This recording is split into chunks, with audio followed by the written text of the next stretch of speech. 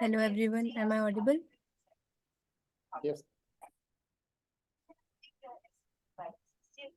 Good Yes, afternoon everyone. yes, you're audible. Good. Okay, so now we start the session. Now the session will be taken up by Mr. Amit Gupta sir. Let me briefly introduce Mr. Amit Gupta sir.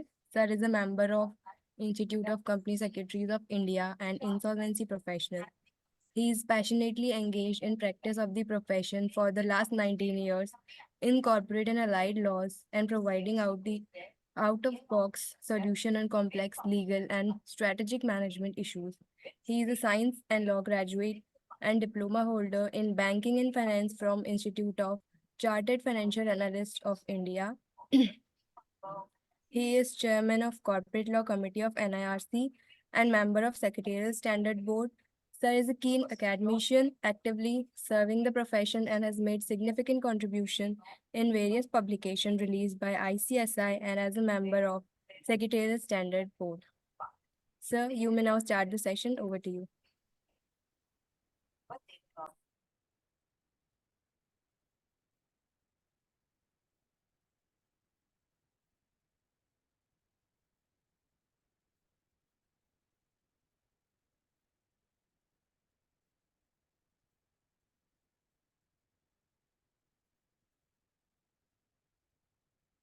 If my screen is coming, good afternoon to all.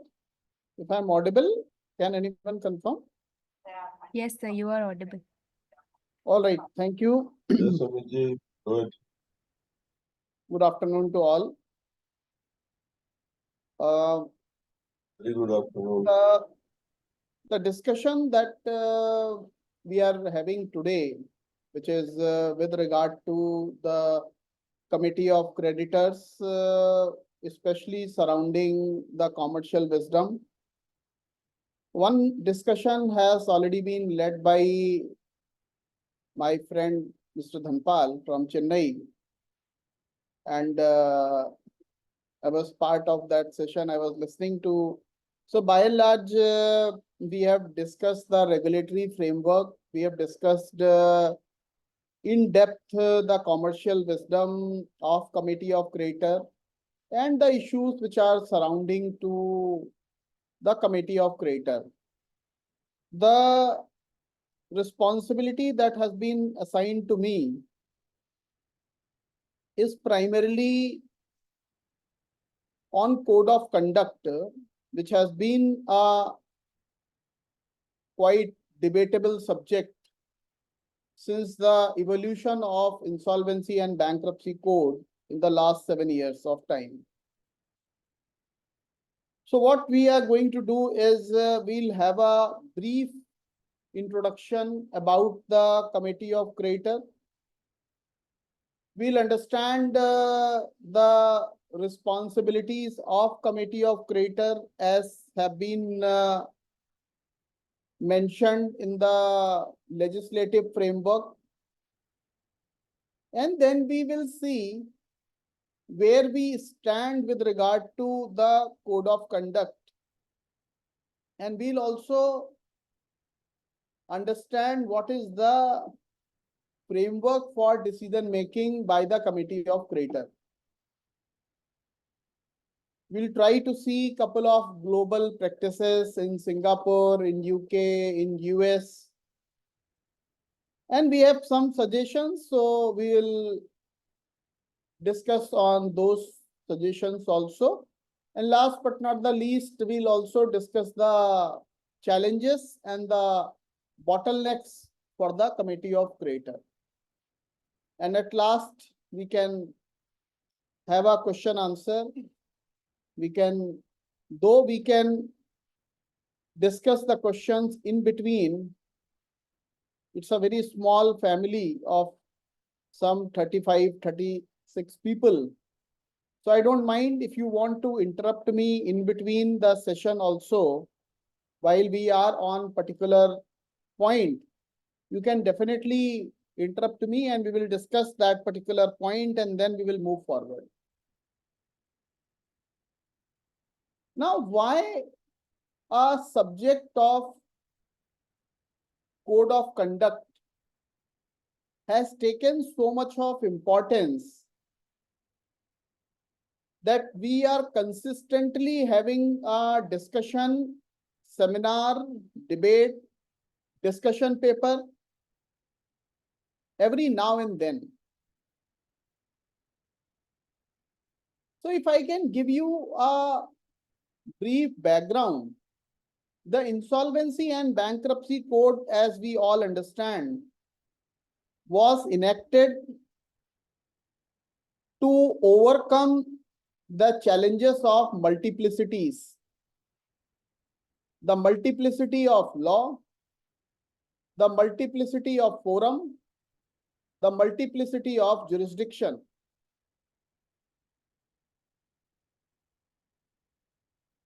Many of us have been in practice as a company secretary or as a chartered accountant or as a cost accountant or as a legal professional since the time when BIFR was also existing, SARFAESI was existing, and any stressed asset, if goes for a resolution, was amenable to more than one solution at a point of time.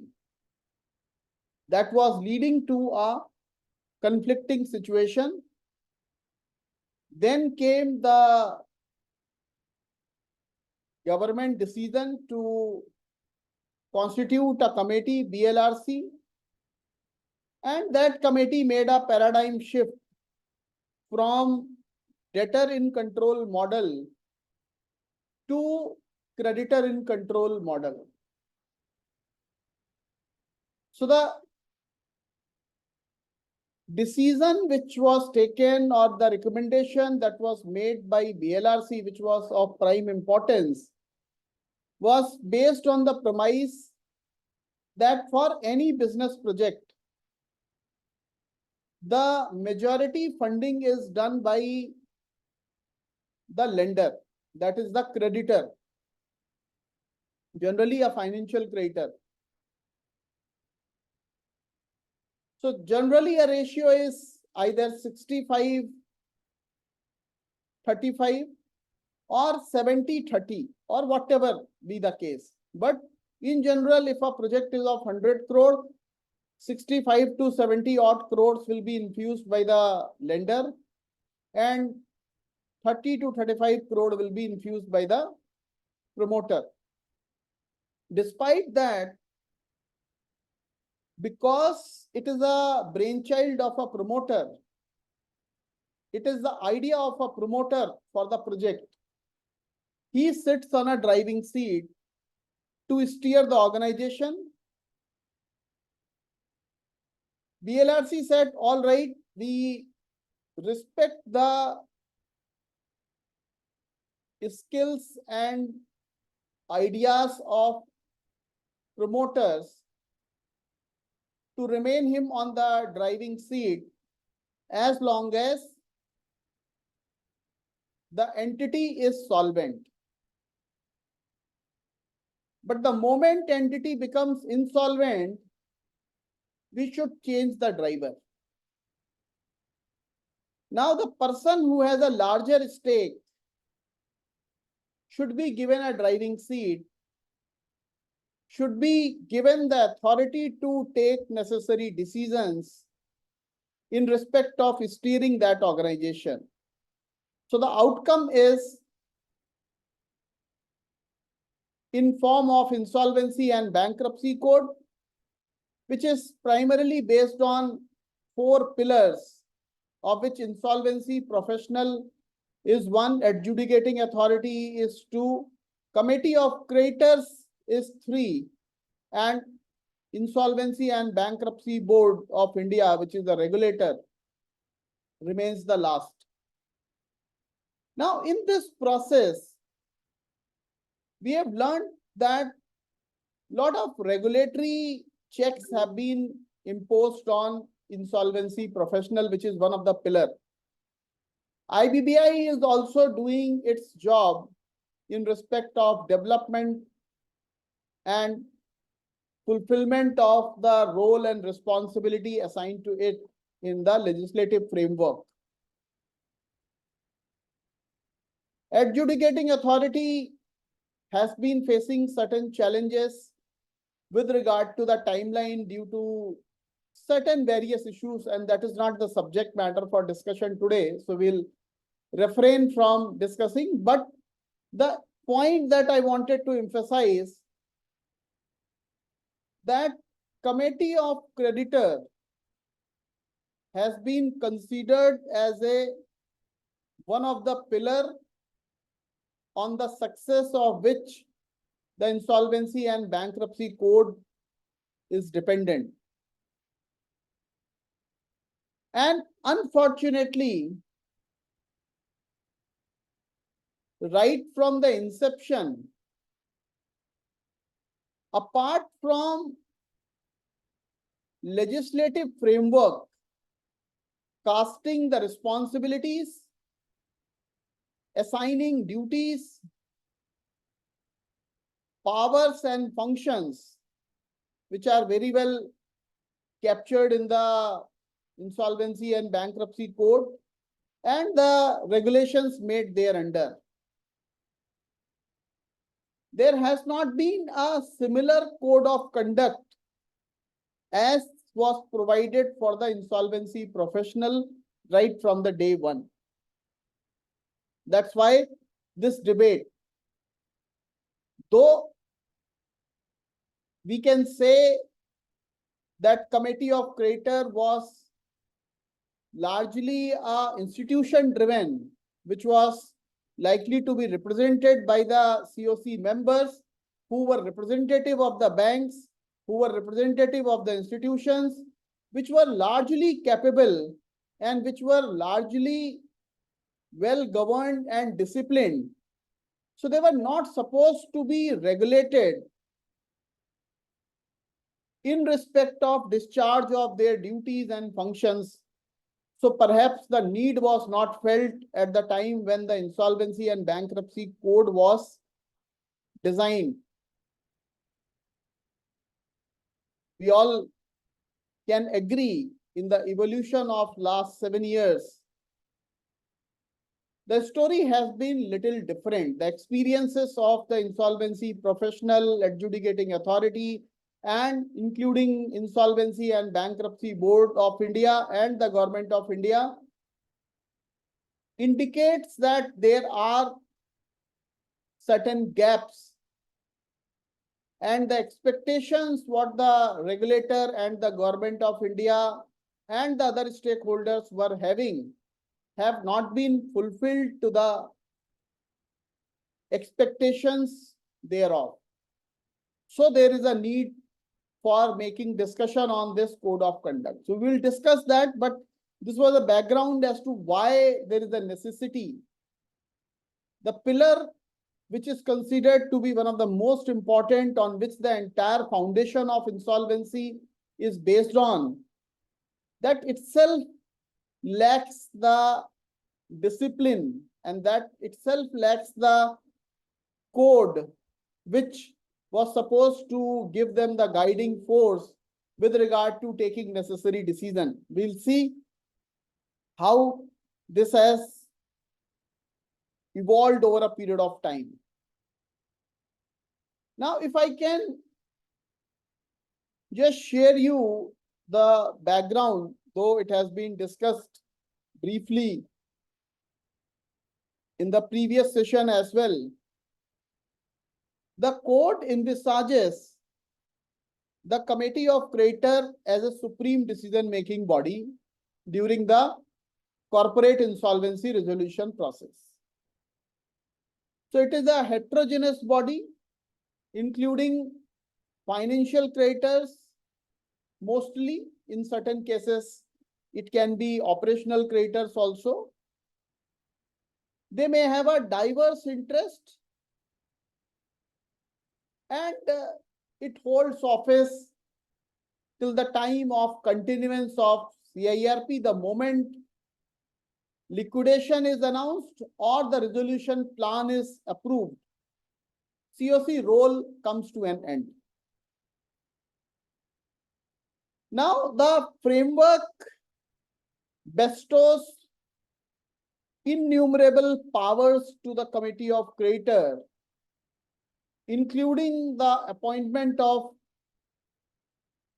IRP as RP, supervising the functions and conduct,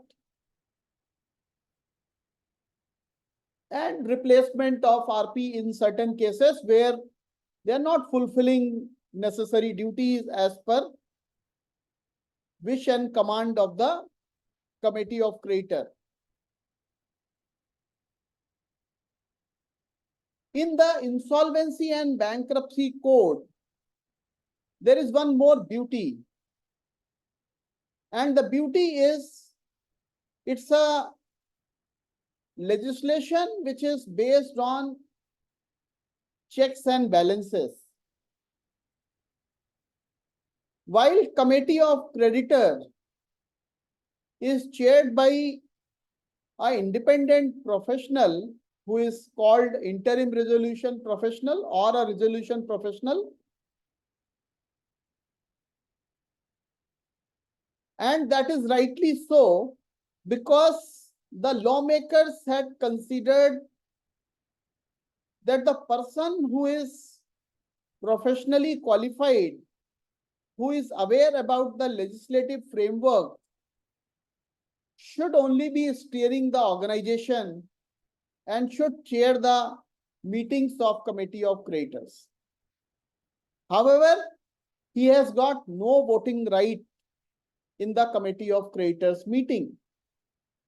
So this is one situation of a checks and balance. At the same time, the insolvency professional also has been subjected to various checks. His decisions are not absolute in respect of certain matters. He has to go and take the necessary permission in respect of various matters as has been specified in the framework. Similarly, you will find out 10 other examples in the entire code in respect of different framework that the checks and balances principles has been very beautifully articulated throughout the law.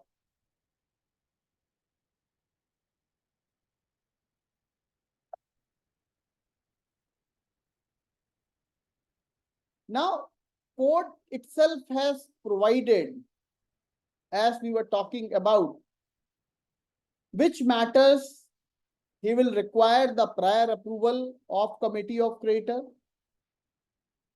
like security interest creation, change in ownership, capital structure, management of corporate person, related party transaction, raising of interim finance, delegation of powers of RP, not precisely the delegation of power, but taking assistance or appointing the professionals for discharge of duties for keeping the entity as a going concern. The most important function that the committee of creditor has to discharge is to determine the viability of corporate debtor business, examining the feasibility of its operations, cost and expenses which are involved in running the organization, and accordingly deciding the continuance of CIRP process, and in the situations where resolution cannot be achieved, deciding even for liquidation of a company or a CD.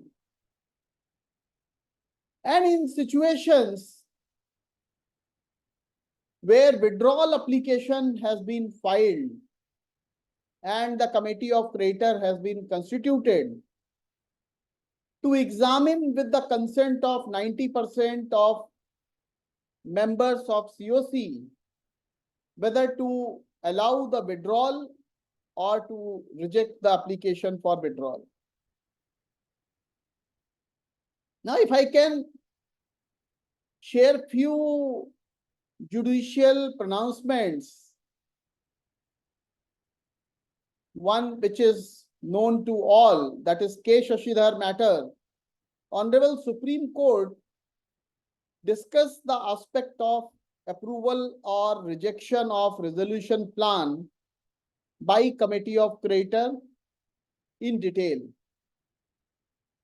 And it went on saying that once the CoC approves the resolution plan with a requisite majority, RP is bound to place the same before the adjudicating authority for its approval. And in so many words, the operative part of this judgment, I'll read it for your benefit. There is an intrinsic assumption that financial creditors are fully informed about viability of the corporate debtor and feasibility of the proposed resolution plan. The opinion on the subject matter expressed by them after due deliberation in the committee of creator meeting through voting as per voting shares is a collective business decision. And the legislature consciously has not provided any ground to challenge the commercial wisdom of the individual financial creditor or the collective wisdom before the adjudicating authority. So in so many words, if you run through this judgment, we get a clarity of how much importance has been given by even the apex court of the country in respect of decisions which are in form of commercial wisdom of the committee of creator. In the matter of SR Steel, Satish Kumar Gupta, the larger bench of apex court described the adjudicating authority as having hands-off approach and deliberated the role of committee of creditor, adjudicating authority and appellate authority. In this judgment, the apex court reiterated that the limited judicial review available with the adjudicating authority can be exercised only where committee of creditor has abdicated its responsibility of considering important parameters such as maximization of asset value. That CD needs to keep going as a going concern, or the balancing of interest of stakeholder. That is those limited grounds which are provided in the law itself, not anything beyond that. Continuing, apex court in the matter of Karad Urban Cooperative Bank versus Swapnil Bingardev and others. This was again based on Shashidhar judgment. The operating line reads, if all factors that needs to be taken into account for determining whether or not the corporate debtor can be kept running as a going concern have been placed before the committee of creditor, and CoC has taken a conscious decision to approve the resolution plan, then the adjudicating authority will have to switch over to hands-off mode. Again, The reiteration what Shashidhar judgment made was reiterated. Apex court in the ArcelorMittal, the Apex court laid the emphasis on the role and responsibility of committee of creditor, including but not limited to assess the feasibility and viability of a resolution plan, the eligibility of resolution applicant, all attempts to keep the CD as a going concern with liquidation as a last option, safeguarding the interest of all stakeholders and the resolution plan to provide for fair and equitable treatment of operational creditors. While the commercial wisdom of CoC is protected from judicial scrutiny, the decisions which are taken by committee of creditor while performing other responsibilities in the course of CIRP remains subject to challenge.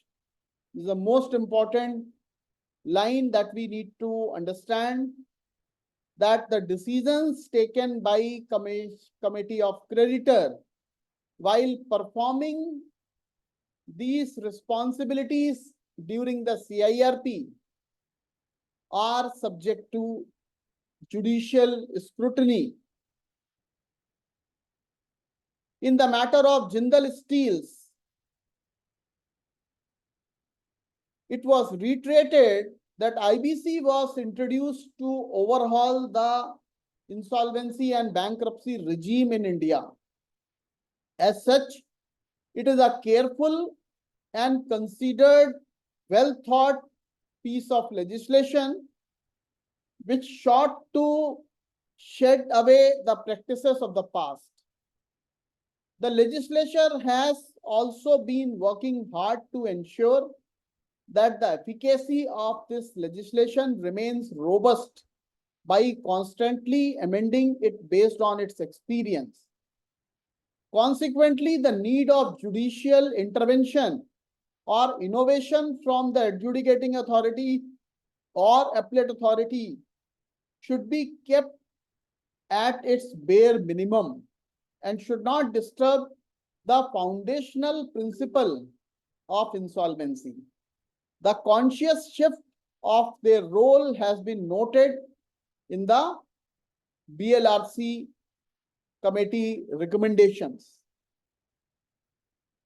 This was just a background as to how much importance the legislative framework has given to the committee of creditor under the Insolvency and Bankruptcy Code. Now, just another 5-7 minutes to revisit as to what is the role of a committee of creditor. The endeavor is to understand the role of committee of creditor, then the role of IRP, RP. But we have created a parallel so that we don't miss out anything. And the columns which are coming in dark black, they are the responsibility of IRP, RP. The columns which are in gray, they are the responsibility of committee of creditors. And certain columns are in brown. They are the actions to be taken by IRP, RP, but only with the prior approval of committee of creditors.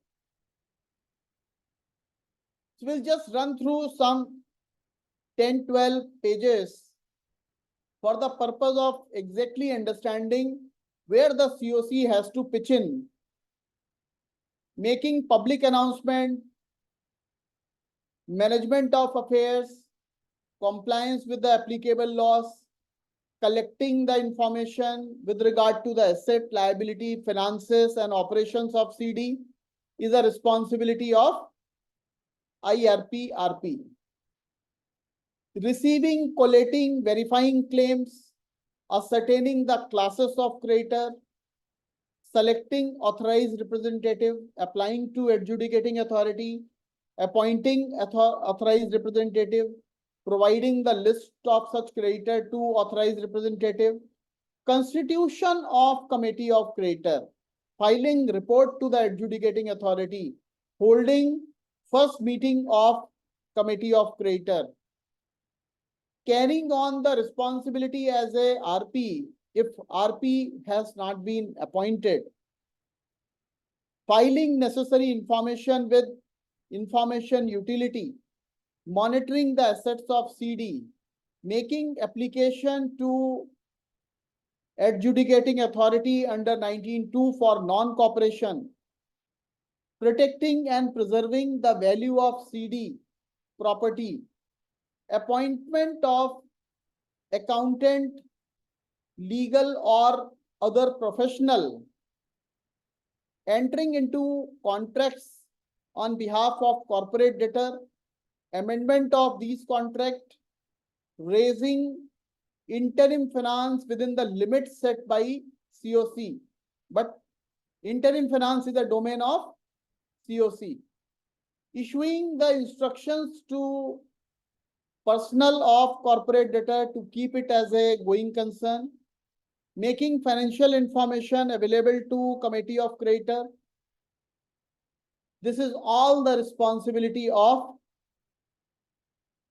insolvency professional who is working as a IRP or RP.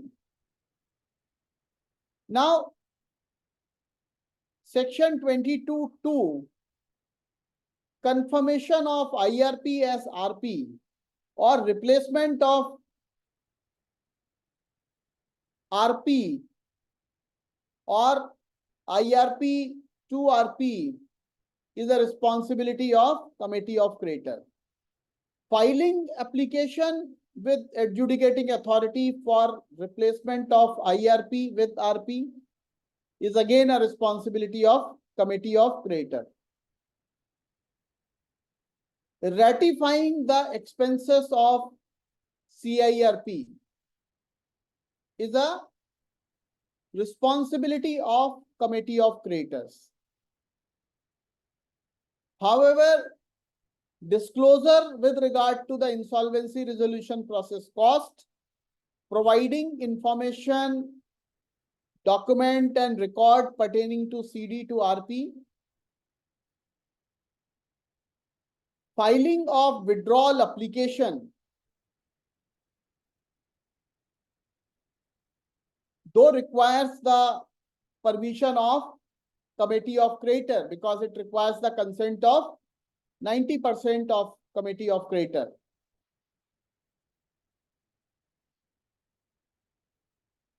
Preservation of record relating to CIRP is the responsibility of RP.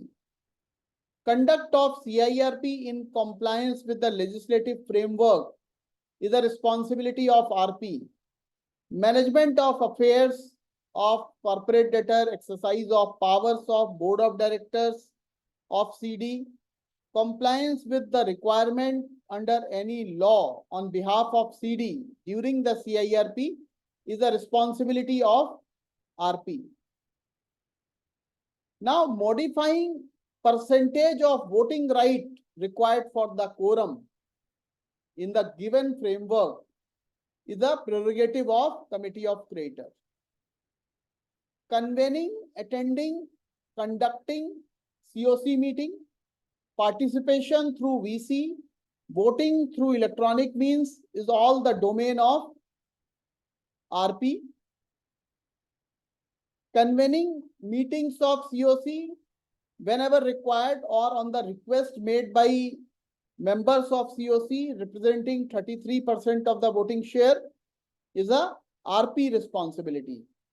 However, reduction in the time of notice period for convening CoC meeting is a prerogative of CoC. Preserving the assets taking control and custody of assets of CD,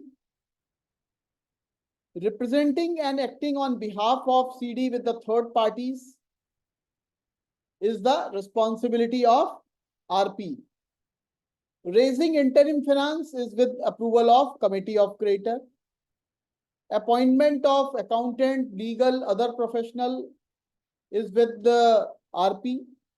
Maintaining updated list of claim, verification, determination, preparation and circulation of information memorandum, providing information having a bearing on the resolution plan on request of CoC member, obtaining confidentiality undertaking from the prospective resolution applicant, publication of EOI,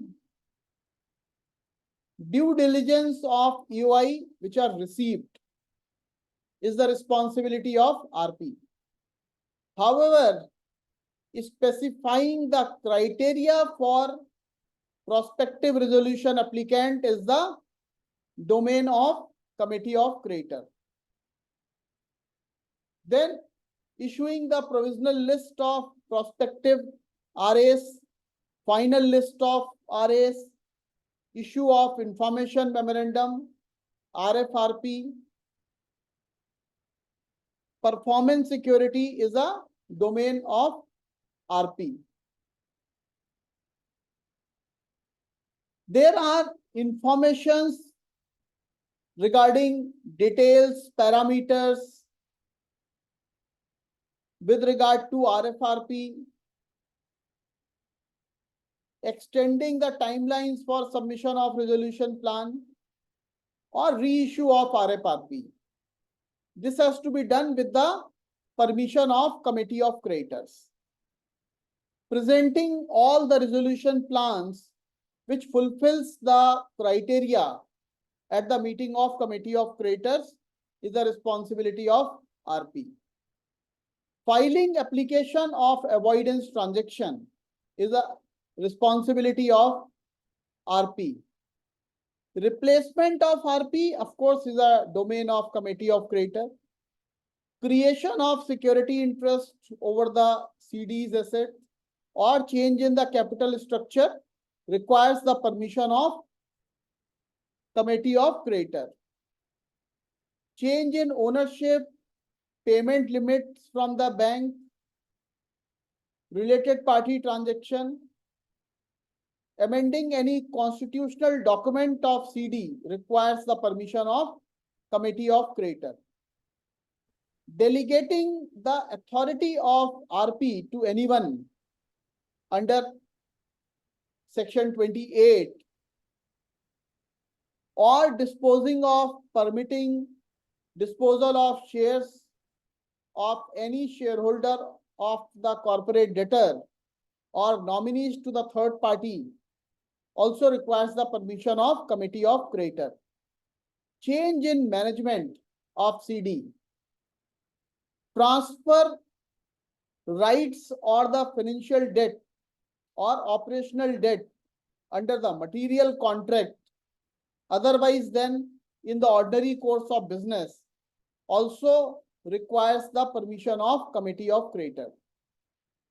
Making changes in the appointment or terms of contract by such personnel as may be specified by the Committee of Creators. Changes in the appointment, terms of contract of statutory auditor or the internal auditor is the prior permission of Committee of Creator. Registered valuer appointment, notifying each Hello. participant of CoC Hello.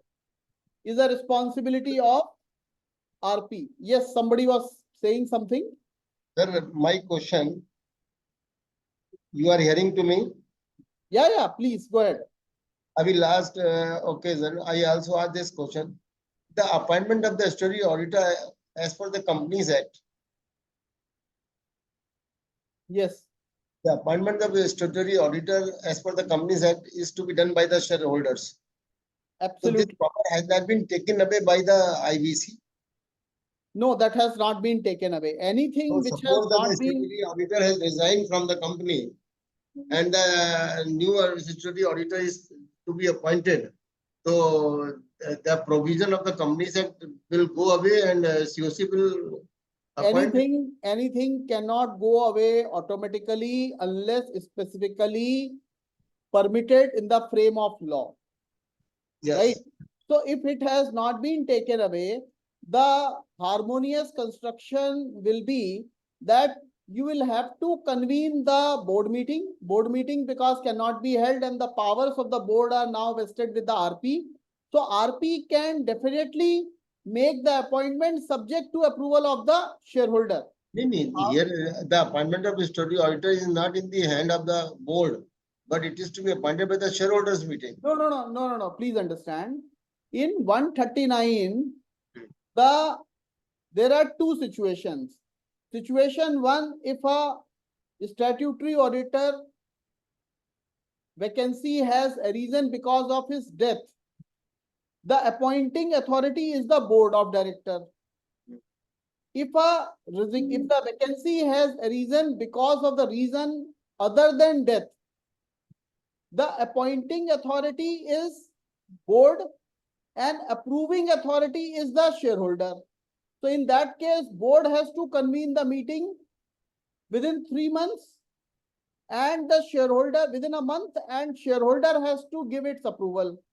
So in this case also, RP will make the appointment, but this appointment will be subject to the approval of shareholders. So if you are not getting the approval of shareholder, technically your appointment is incomplete. You cannot Absolutely. complete it. Amit ji, what the Pradeep ji has also highlighted to the earlier speaker, and I also highlighted, but that was closed down. See, the problem is coming section 28 1M. Correct. I agree that the power of the board is entrusted with the RP, and RP may accordingly make the appointment subject to the approval of the shareholders at the general meeting. No doubt about it. The problem is make change in the appointment on terms of appointment. Appointment include reappointment also. The difficulty is happening, say some person was appointed as an auditor and his period is expiring, not resigning. His period is also expiring during the CIRP. He may have done the audit for the 22, 23, 23, 24, but what about 24, 25? Say, so he has to be reappointed in further period of 1 year to 5 years has to be given to him. Who will give? If you say that RP can give it, RP can recommend and appoint it subject to the shareholders approval, that is okay. But here is the section 28 1M talk about that you need to seek the approval of the CoC with that to 66% and prior approval. So how to get that prior approval? Sir, you are right.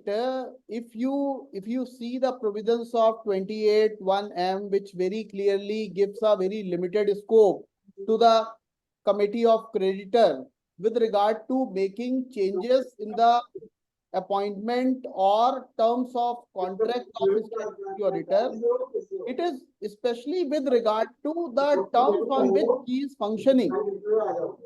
It is not with regard to. As I said, as I mentioned, sir, the term of 1 year has already expired. Auditor was appointed before the commencement of the CRP for a period of 3 years to 3 years. His terms comes to an end during the CIRP, and for the continued financial year, you need to appoint either that same auditor for another period of 1 year or 2 years. So can you do it without the approval of CoC? That is the question. My view is even with the approval of committee of creditor, you cannot do because committee of creditor is not empowered to make the appointment. His I role agree. is. But that will go to the shareholders ultimately through postal ballot in case of listed company or otherwise.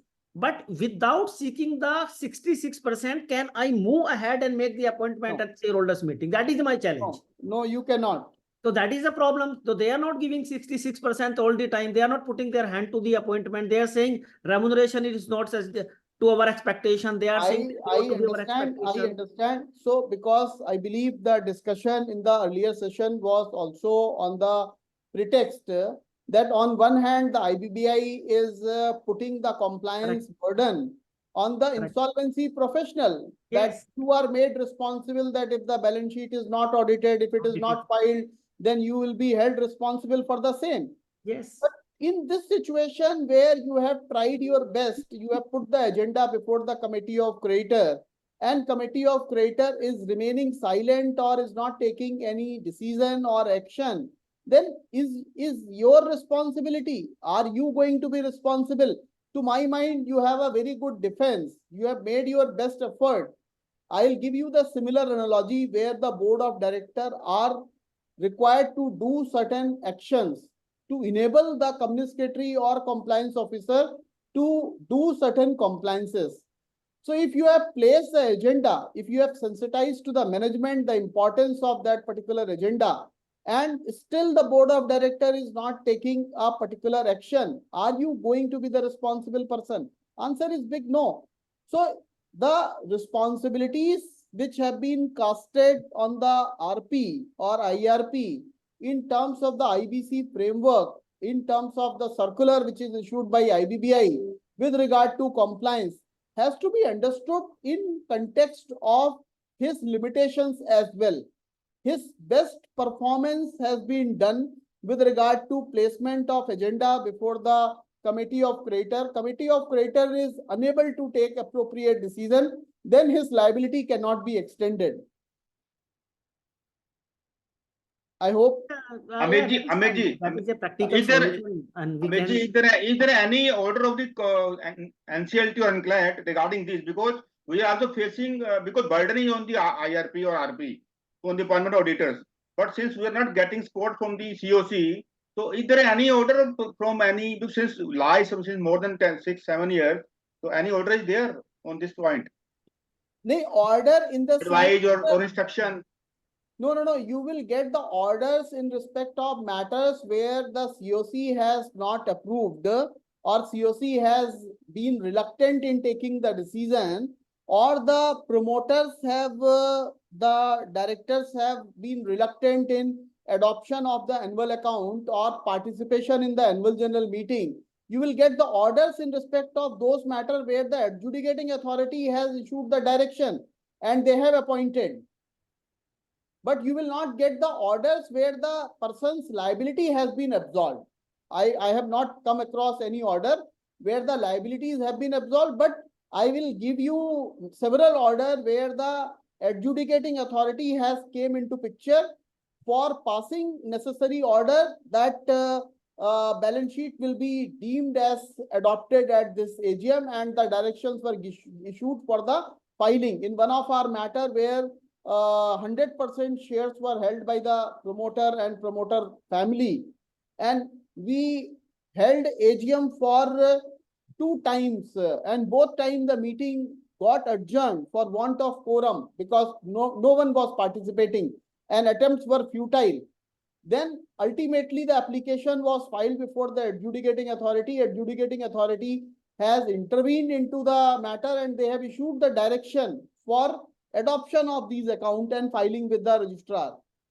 So you will get these kind of order, but you don't expect that they will free you from the liability in the sense that if tomorrow some regulator takes action and if you want to defend, then you will have to prove it beyond doubt that you have taken all necessary steps, including moving an application to the highest body, that is the adjudicating authority. If you do so, then I'm sure the liability is not going to come onto you. But I know it is a very difficult task, and that is why this subject is for discussion today. Why there should not be a code of conduct which compels the committee of creditor to take appropriate decision in respect of these matters in a time-bound manner. That is the necessity. I agree. The pain of each resolution professional in this particular forum is the same, that we keep on chasing the committee of creditor in respect of taking appropriate decision. But unfortunately, they may be having their own reasons. Now, there may be certain reasons that we will discuss separately. But despite that, not taking any decision, not empowering your resolution professional for undertaking certain actions, that is something which is not expected from the code of the committee of creators.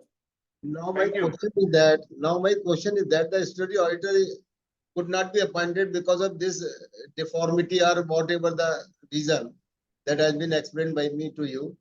So accounts cannot be filed before the ROC and no action in respect of the accounts can be taken. Pradeepji, have you moved to the adjudicating authority for I have appointment? filed the application before the executive authority. They have issued the notice to the shareholders, but nobody is coming there. And no order has been passed for the last 1 year, 2 years. The situation is there. So if you have already, I don't know, means if your interim application is still not disposed of, it is still pending. You may- Before the executing authority, there is a lot of work is there. I know. Which are not getting the time in So disposing of the application. Pradeepji, my suggestion in that case is that you make a urgency application, again, draw the attention by making a mentioning that this matter is requiring your urgent intervention. My application is there and I am making the request all the time before the court. So There we is are failing. important other matters is also before the court that in respect of this case also. But they are, I am asking from them, that you pass the order in or other in this matter in other important matters in this application. I But- can understand. but I can nobody is understand, passing but the order. but we can't means as a RP, our best endeavors are already on the table. You have already Second thing is taken. that if you are filing the urgent application, that they are not entertaining any because they are not having the time to decide the application which are pending before them. No, Court no, is I fairly sitting. understand. I fairly understand. It depends on a bench to bench how it matters. But ultimately, we have to show that we have been consistently chasing. It is not just that we have filed the application and we have ended our responsibility. We are consistently chasing with regard to the particular matter and making mentioning and filing the interim application just to apprise that this matter requires the intervention by the adjudicating authority so that we can complete the compliance which are applicable on the CD. But that is the only way. Otherwise, I am very sure if you are working as a RP in this matter, RP will not be responsible if he has not finalized the account because of this problem. 100% no. But this is As long as, important.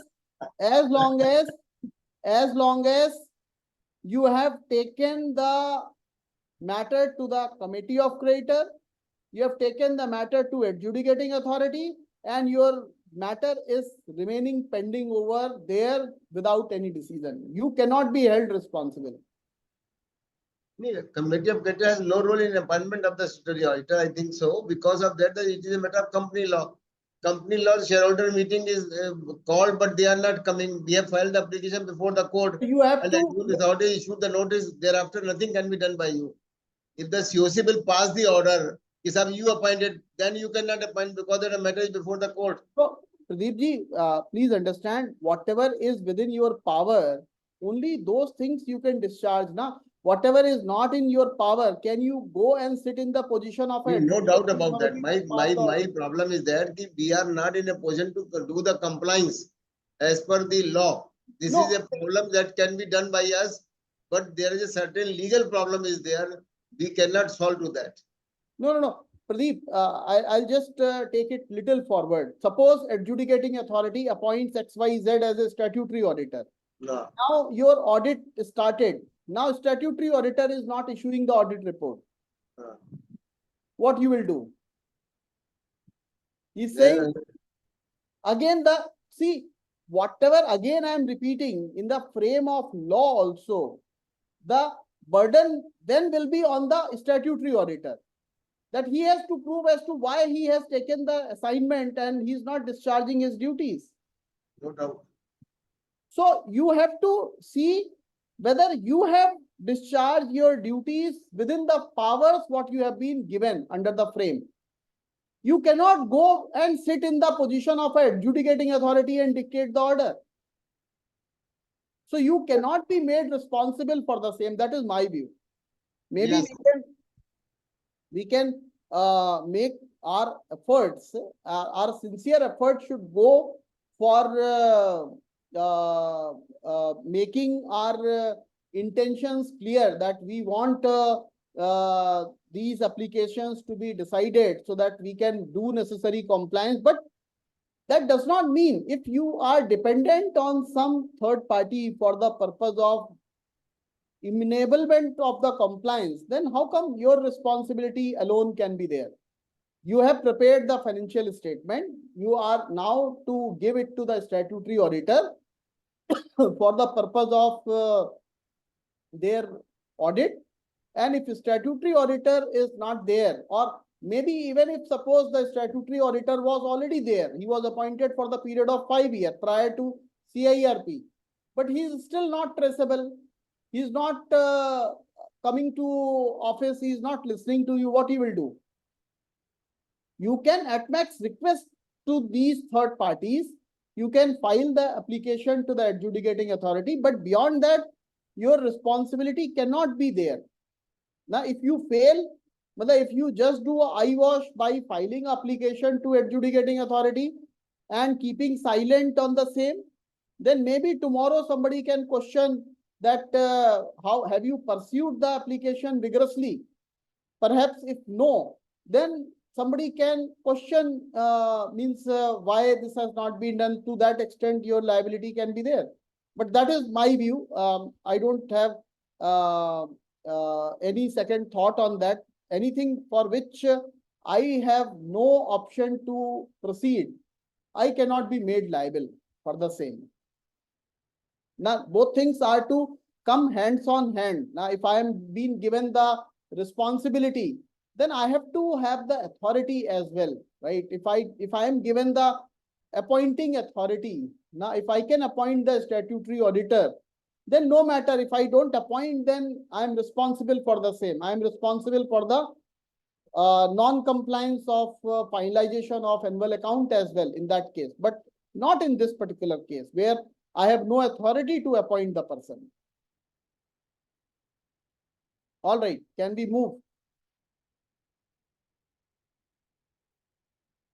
So appointment of registered valuer, notifying all these changes again is a responsibility of RP alone.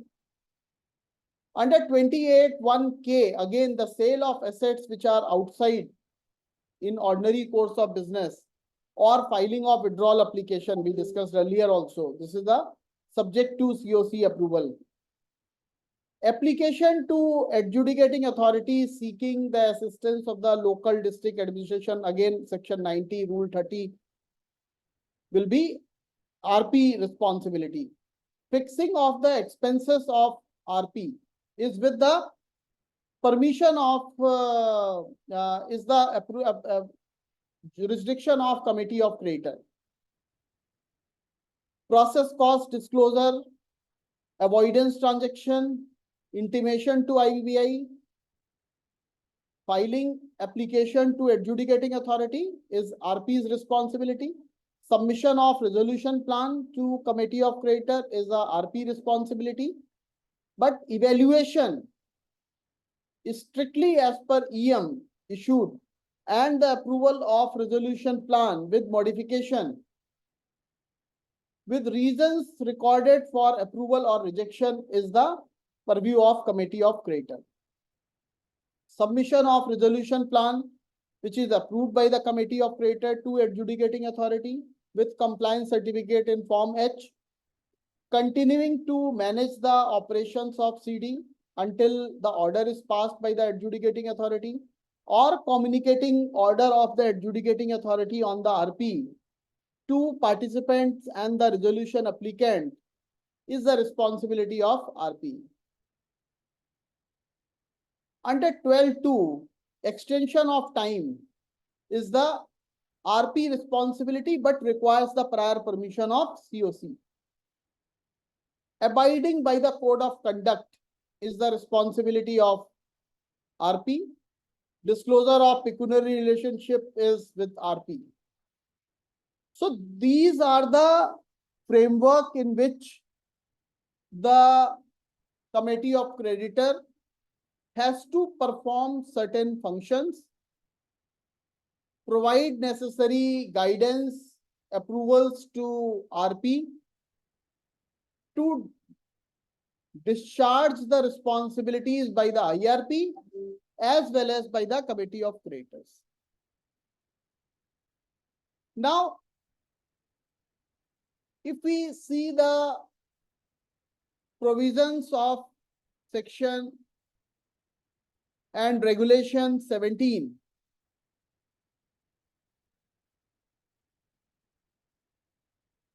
with regard to the code of conduct, this we will come little later.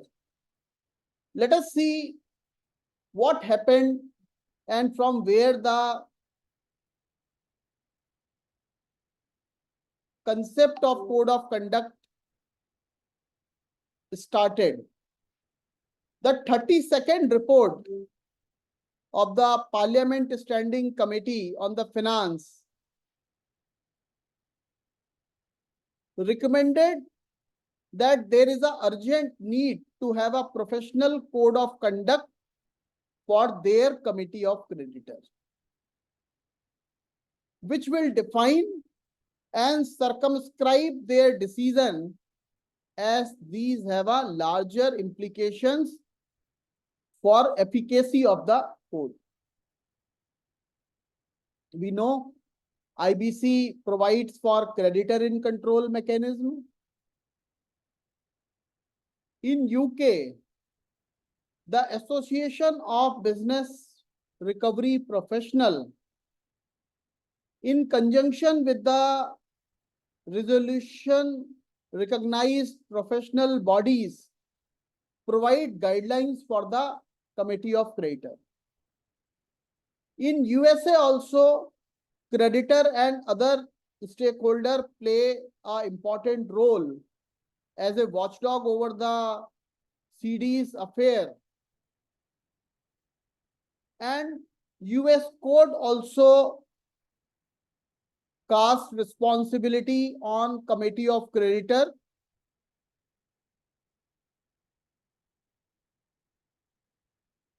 So if we sum up, CoC has a statutory role and perform the public function, vested with the duty of trust and care. It has a vital role in maximization and balancing the interest of stakeholder. Commercial wisdom of committee of creditor has been upheld. And needless to re-emphasize that the institution of committee of creditor is the most important pillar on which success of turnaround of companies in distress revolves around. And this insolvency and bankruptcy code has empowered the committee of creditor to choose the best possible resolution from the market. The responsibility comes with accountability. If you have been given so much of responsibility under the code that your decision is going to decide the fate of a corporate debtor, then why it is without any accountability?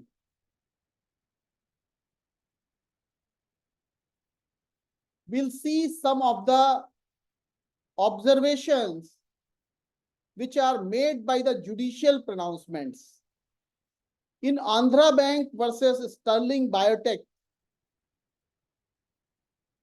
settlement was made with absconding and 29A ineligible promoter.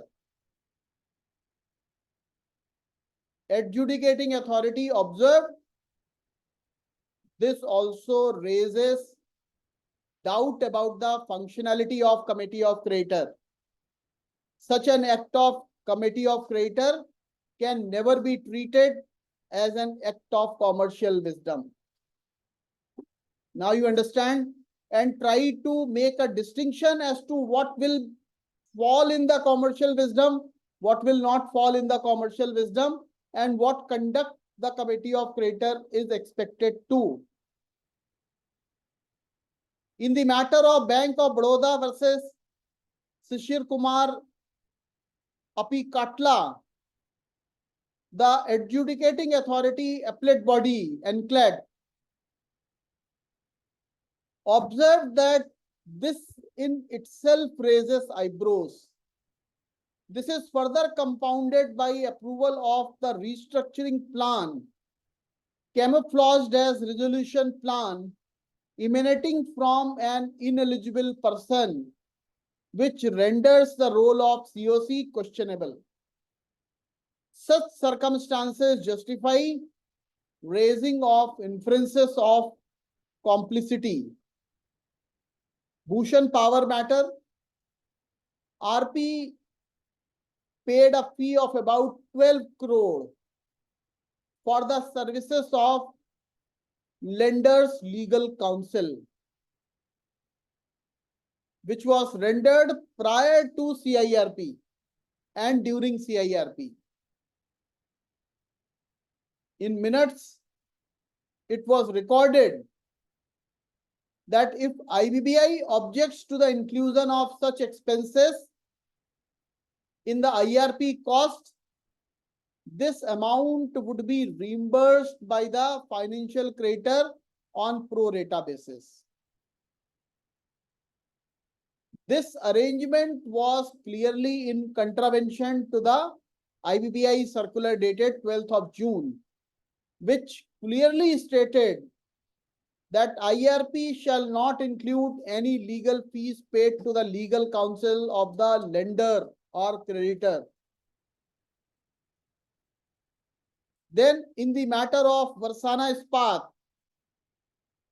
the lead financial creditor recovered debt during moratorium from the company account.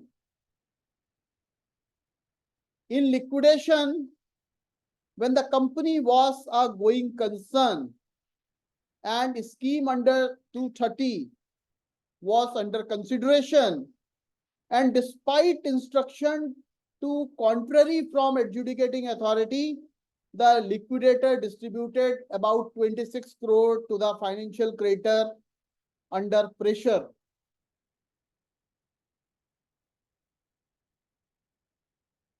Continuing the matter, in Gitanjali Gems, CIRP. In this matter, the financial creditor, before commencement of CIRP, decided to engage an entity for services during CIRP and proposed the name of insolvency professional for appointment.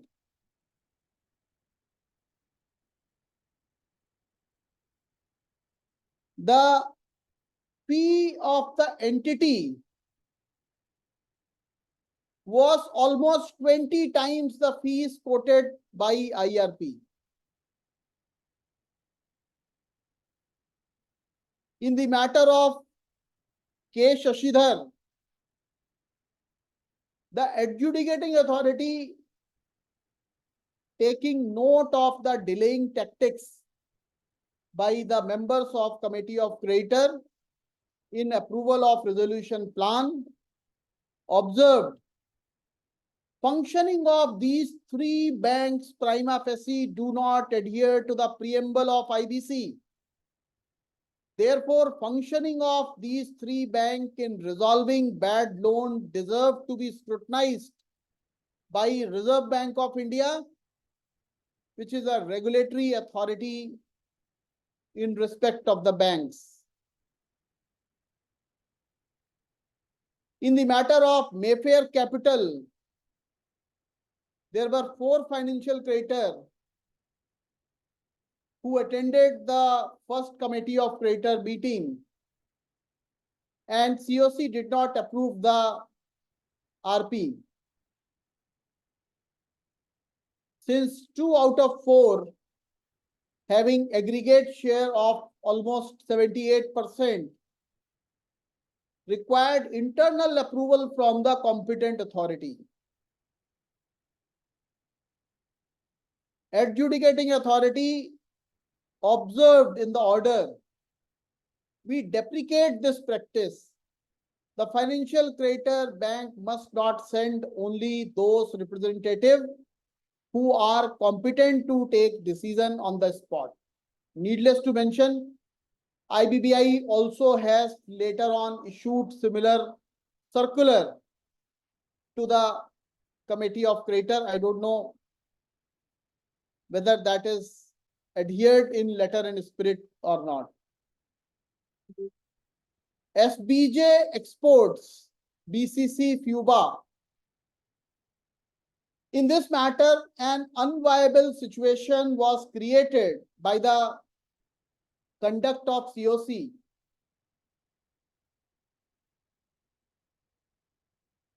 Despite the fact that resolution professional apprised the committee of creditor that the period of 180 days is to expire on so and so date. Sanction be granted for moving an application to the adjudicating authority for extension, which is generally a very simple thing. CoC has behaved the way we have recorded in the preceding para. It further observed a strange phenomena has developed insofar as the functioning of committee of creditor is concerned. In the number of cases, it has now been seen that the members of committee of creditor are nominated by the financial creditor, like banks, without conferring upon them the authority to take decision then and there. So these things act as a speed breaker, and roadblock obviously cause the obstacles. Similarly, in the matter of Rajneesh Jain and Anupam Tiwari, the appellate court observed that it appears that the resolution professional has failed to perform his obligation, duty to observe the code, the rules and regulations as enumerated in IBC code and regulations made thereunder. For the reasons of taking up such an agenda of meeting and leading to illegal resolution of ousting the BVN traders from the committee of creditor. Therefore, we are of the considered opinion that the committee of creditor was not empowered to adjudicate the issue that has cropped up regarding treatment of BVN trader as a operational creditor vis-a-vis financial creditor. Such adjudication is beyond the scope of consideration of committee of creditor. RP erred in reclassifying the status of creditor from financial to operational creditor based on the alleged expert opinion. Despite that, the adjudicating authority took a contrary view.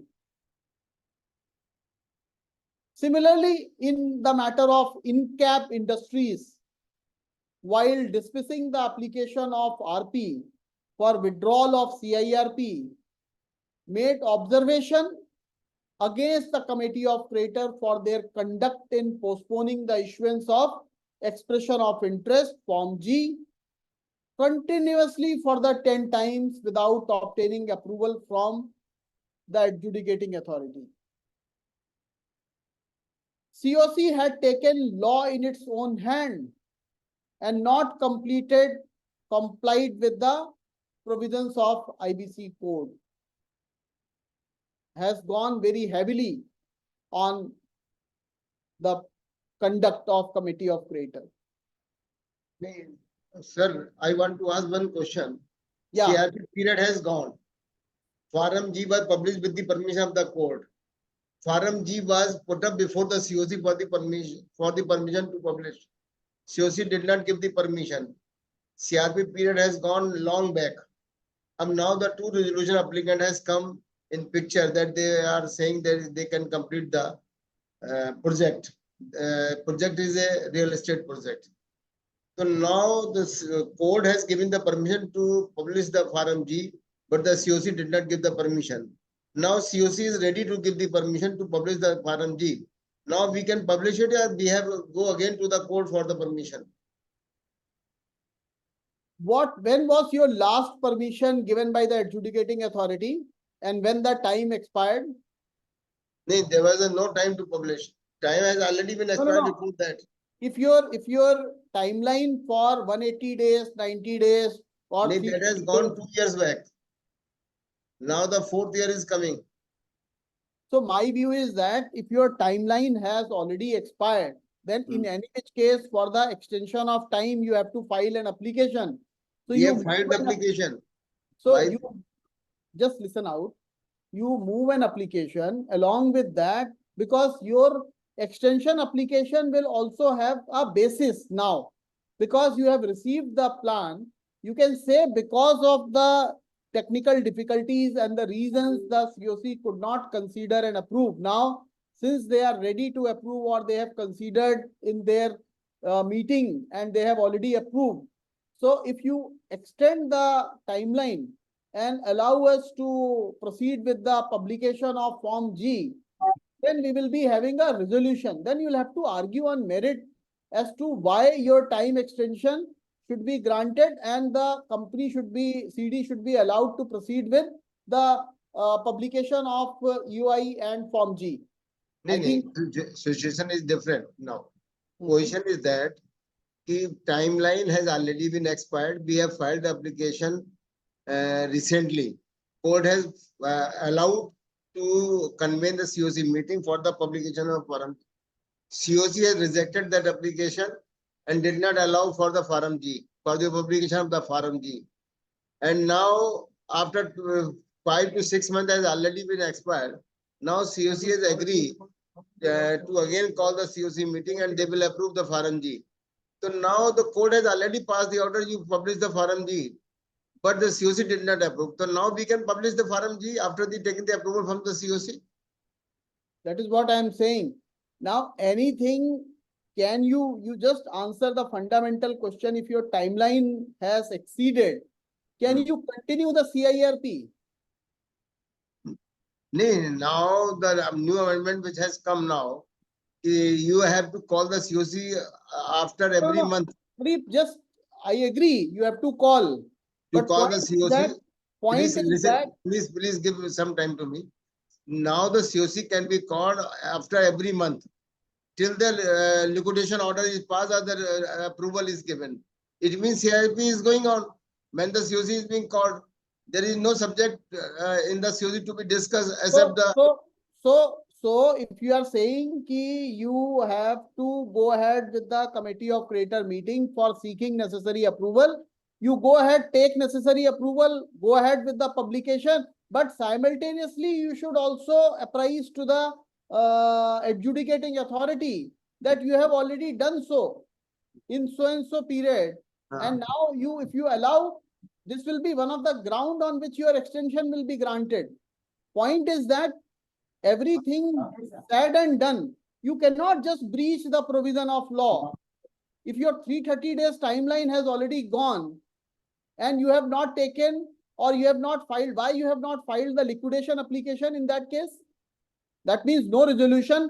If in 180 days the resolution plan has not been approved, then I am duty bound to proceed towards the liquidation of a company. If adjudicating authority tomorrow asks these questions or IBBI asks these questions, what answer we have? Why? What is the interest that we are continuing with the CIRP process? So for having a basis that we want to continue, you need to have a approval in place, approval of adjudicating authority. So AA has to give the approval for extension. That is the basis on which now you say because A has already given you the approval and permission for publication of Form G and CoC is also now ready. All right, in that backdrop, you can proceed with, but simultaneously file the application to the adjudicating authority, apprising this fact also that simultaneously you have moved and now this is the stage. Now we have received this, and we want to complete this process. So you kindly accord me further 100 days time or 90 days time, whatever it is. That is my view.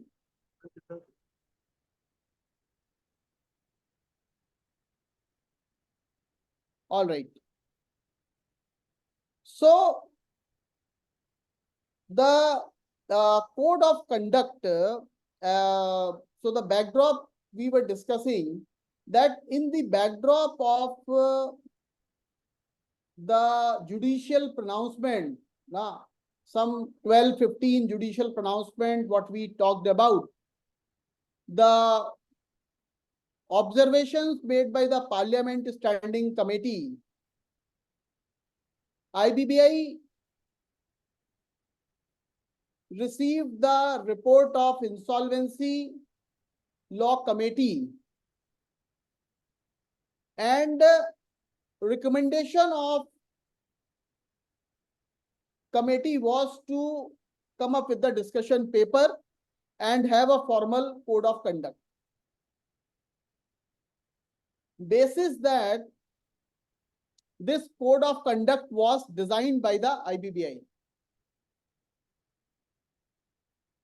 And it was stated that the member of committee of creditor, while discharging its duties, shall abide by this code of conduct individually, jointly, as a member of committee.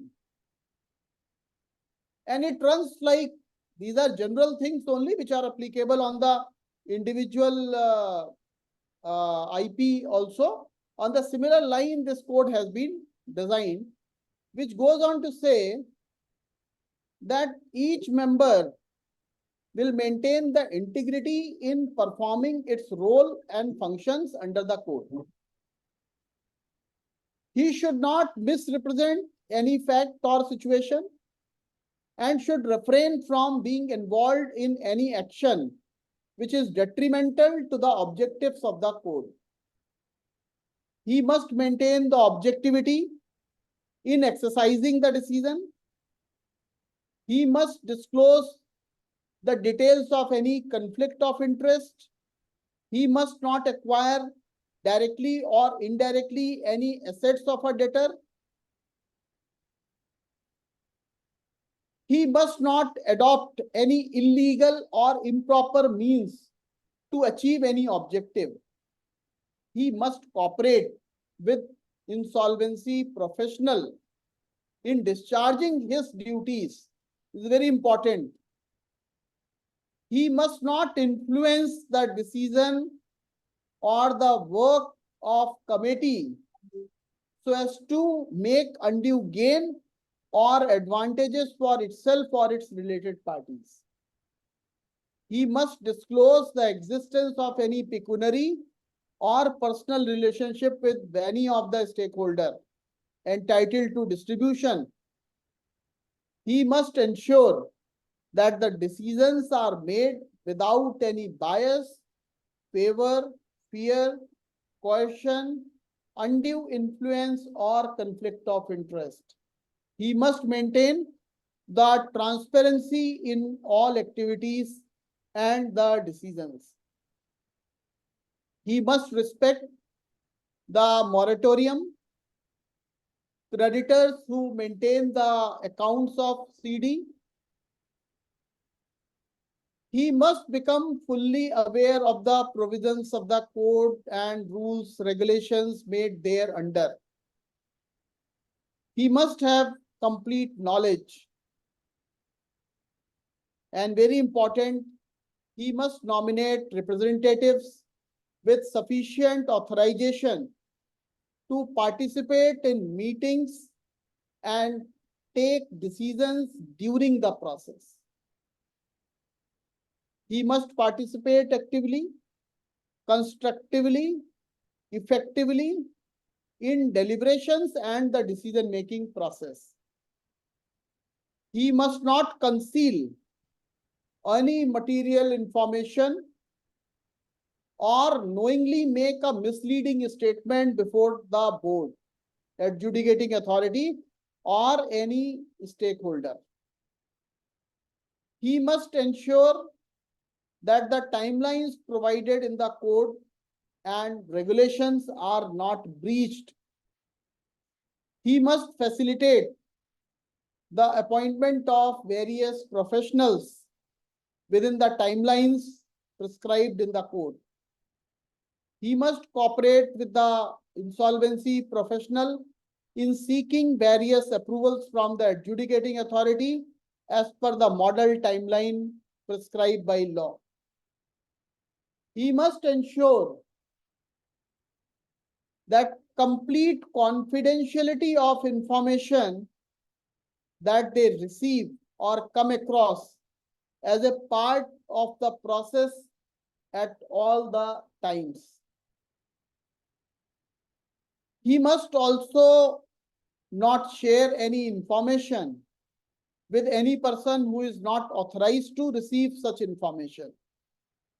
He must maintain the privacy at all times.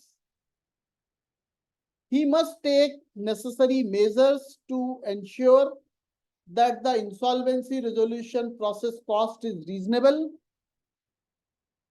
keeping in balance the need to conduct and smooth the timely resolution process. He must also ensure that the cost associated with the process is not booked as a insolvency process cost, which is their lender's cost, which is their individual cost. He must not withhold release of insolvency resolution cost, including fees of professionals engaged in the process. He must adhere to the code and regulations in performing their role and functions under the code at all point of time. He must bear collective interest of all stakeholders in mind in all activities and the decision-making process. And the code goes on to say, he must respect the demarcation in the role and responsibilities assigned by code to different stakeholders and should not interfere into the domain of the other stakeholder. He must at all time endeavor to ensure that timelines prescribed in the code are adhered. He must not contravene any provisions of the code, instruction, guideline, circular, and he must endeavor to protect the corporate debtor as a running business, as a going concern. He may consider and extend interim finance to the extent required, or he may arrange which is required for keeping the entity as a going concern and completion of the process.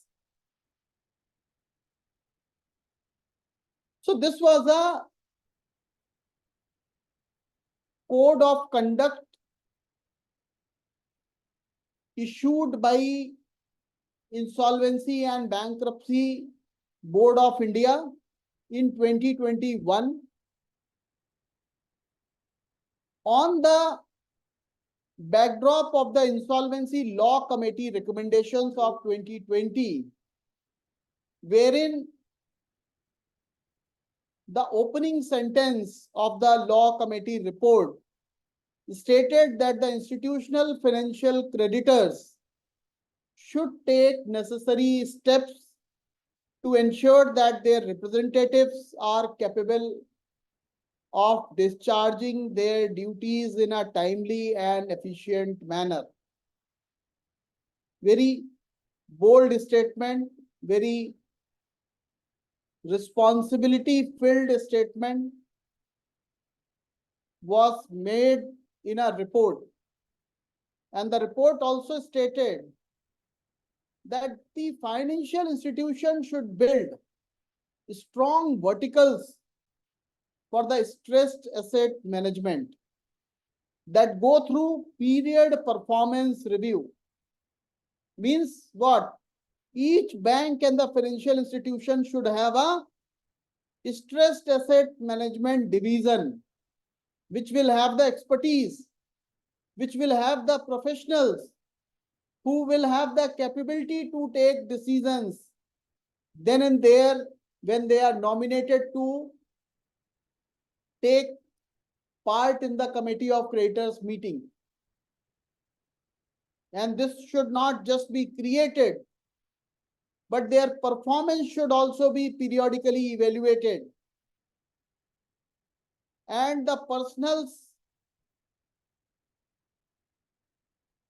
should have a sufficient empowerment to take decisions on the spot. And the industry bodies like banking association should develop guidance for them for discharge of their responsibilities.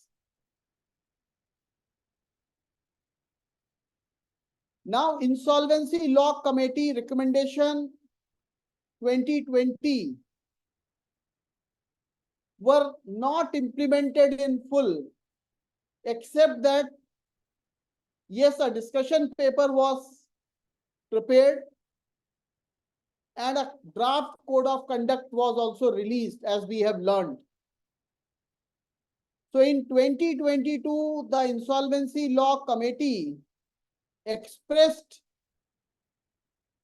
its anguish and noted that the recommendations made in the last report have not resulted in the change in the conduct of Committee of Creditor. And it felt, since the CoC drives the CIRP and is given the wide powers to utilize the commercial wisdom, such powers should be balanced with the adequate accountability. Since the decisions of Committee of Creditor impact the life of a corporate debtor and consequently its stakeholder, it needs to be fair, transparent in its decisions. Very important observation. Committee agreed that it would be suitable for IBBI to issue guidelines, providing the standard of conduct of Committee of Creditor, while acting under the provisions governing the CIRP process. This may be in a form of a guidance that provide normative framework for conducting these processes. Committee also recommended that appropriate amendment, if needed, may be made in section 196 of the code itself. And Ministry of Corporate Affairs may consult the financial sector regulators such as SEBI, RBI, to frame appropriate enforcement mechanism also for enforcement of this particular code. Committee also discussed the scope of the standard of the conduct and noted that the conduct should lay the rules of procedural fairness and efficiency that the CoC is required to abide by. However, they cautioned that this code should not be utilized to expand or limit the substantive power of Committee of Creditor and should not provide guidance that diminishes the commercial wisdom. And lastly, the code should elucidate the role of Committee of Creditor vis-a-vis role of insolvency professional, in line with what we discussed in 2020 report. Now, as we discussed, the result was, I don't know what was the trigger factor, but Government of India, IBBI, through CIRP regulation amendment inserted with effect from 30th of September 2021, inserted regulation 17(1)(a). And 17(1)(a)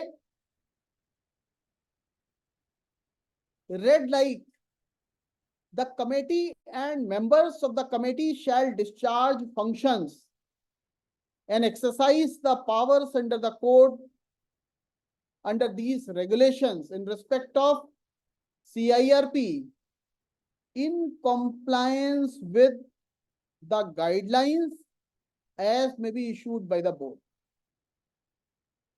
That means the law was amended and the committee of creditor has been subjected to the guidelines issued by the IBBI. Now, $1,000,000 question remains as to when these guidelines will be notified by the IBBI. This change was almost 3 years back, 30th September 2021. And till date, these guidelines have not been notified. The code of conduct, which has been released by IBBI, was dropped, and that has not been converted in form of a final version. So practically, 17(1)(a), despite being in the statute books, has no teeth and serves no purpose as on date. And just to bring to the attention of all of you, very recently in the February 2024, Delhi High Court took a cognizance of this matter regarding the code of conduct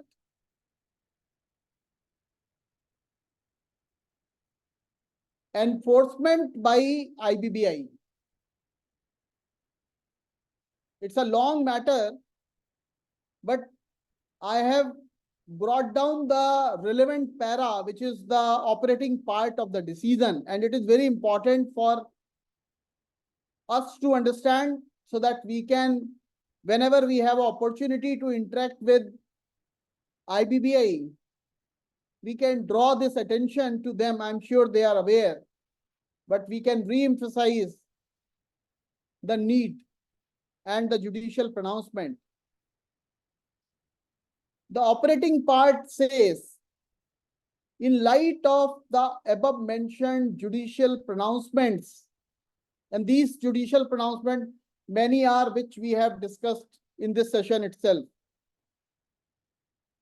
It is vividly seen that Committee of Creditor takes a driver's seat in the entire voyage of CIRP of corporate debtor.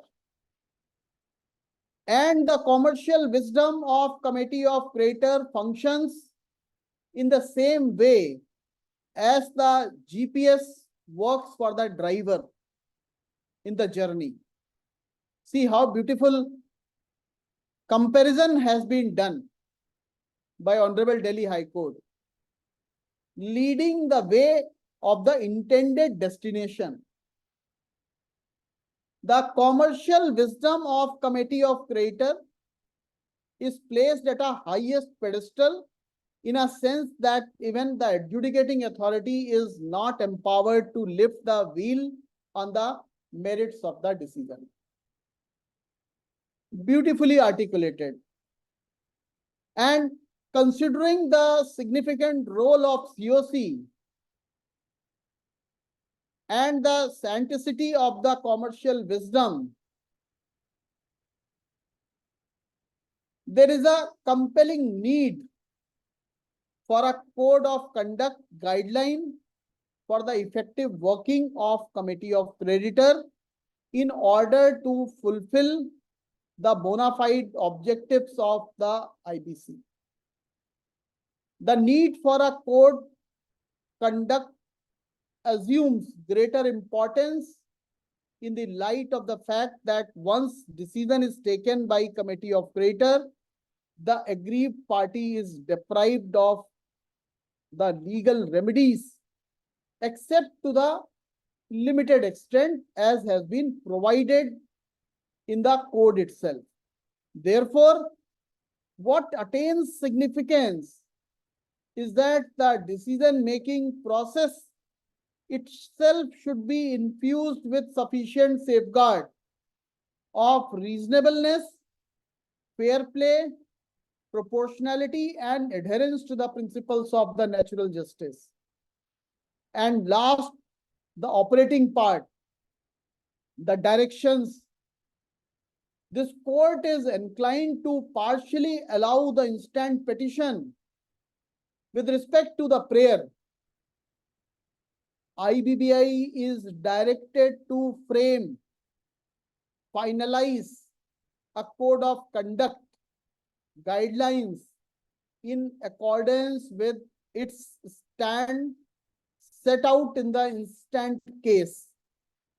Principles mentioned herein above, and as per other relevant consideration within a reasonable period of time, preferably within 3 months from the date of passing of the judgment for the effective functioning of this committee of creditor without diluting the scienticity of commercial wisdom of committee of creditor and the legislative intent of IBC.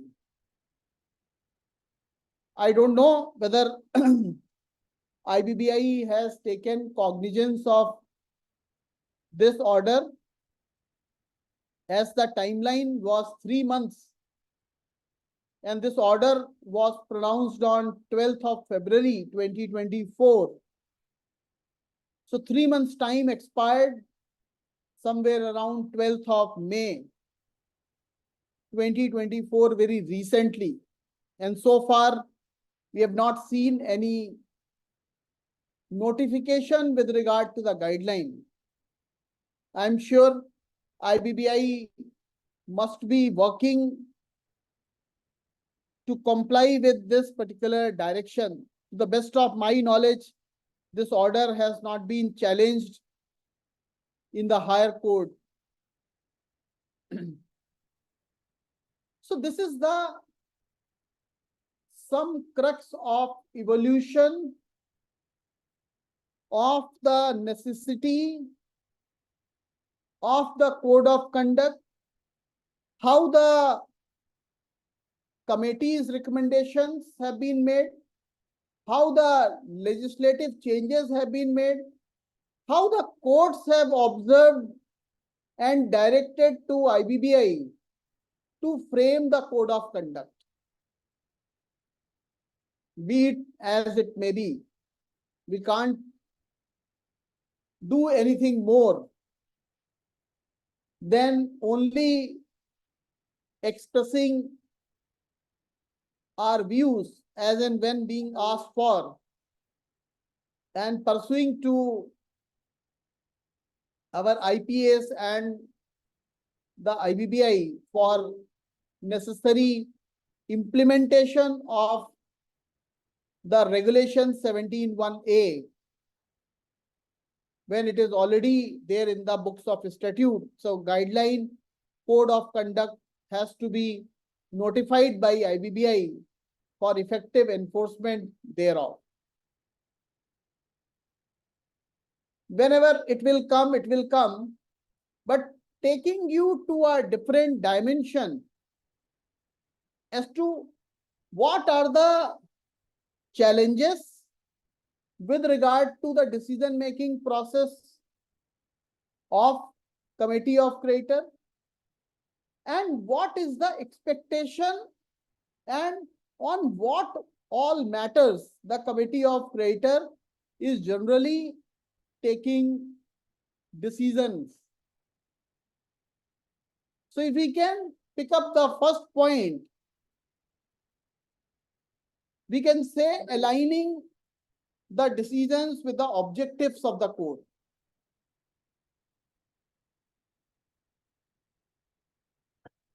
The preamble of insolvency law gives a mandate to maximize the value of the assets. And CoC plays a pivotal role in steering the process.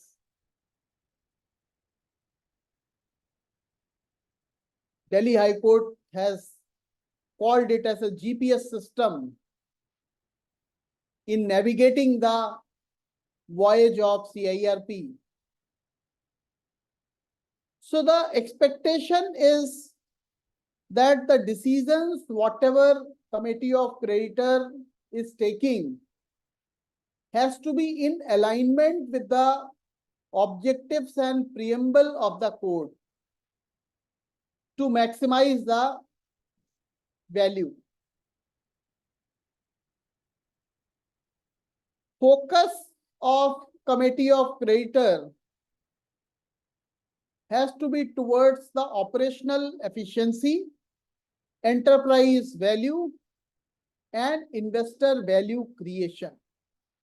If we don't work with these objectives, if we only consider recovery of the money of the committee of creditor, perhaps the intention with which the insolvency and bankruptcy code has been evolved will remain unfulfilled. IBC also seeks to balance the interest of all stakeholders. CoC has a duty to take care and operate in the best interest of all stakeholders. So its decision has to be essentially in alignment with the code. Second important pillar is timeliness. The entire insolvency and bankruptcy code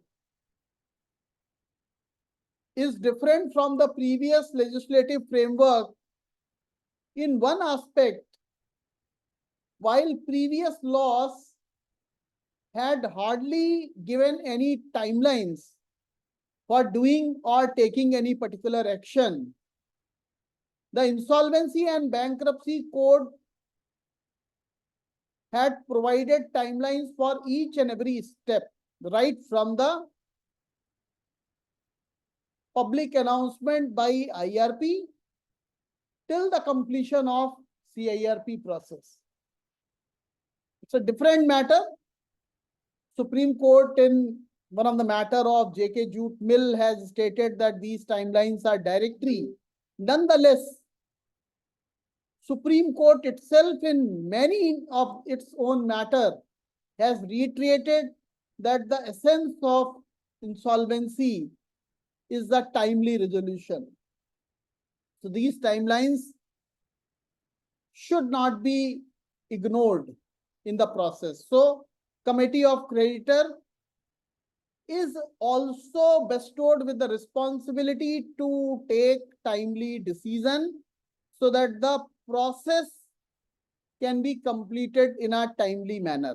So their decision making should not come in between that creates a hurdle in completing or meeting the objective of timeliness.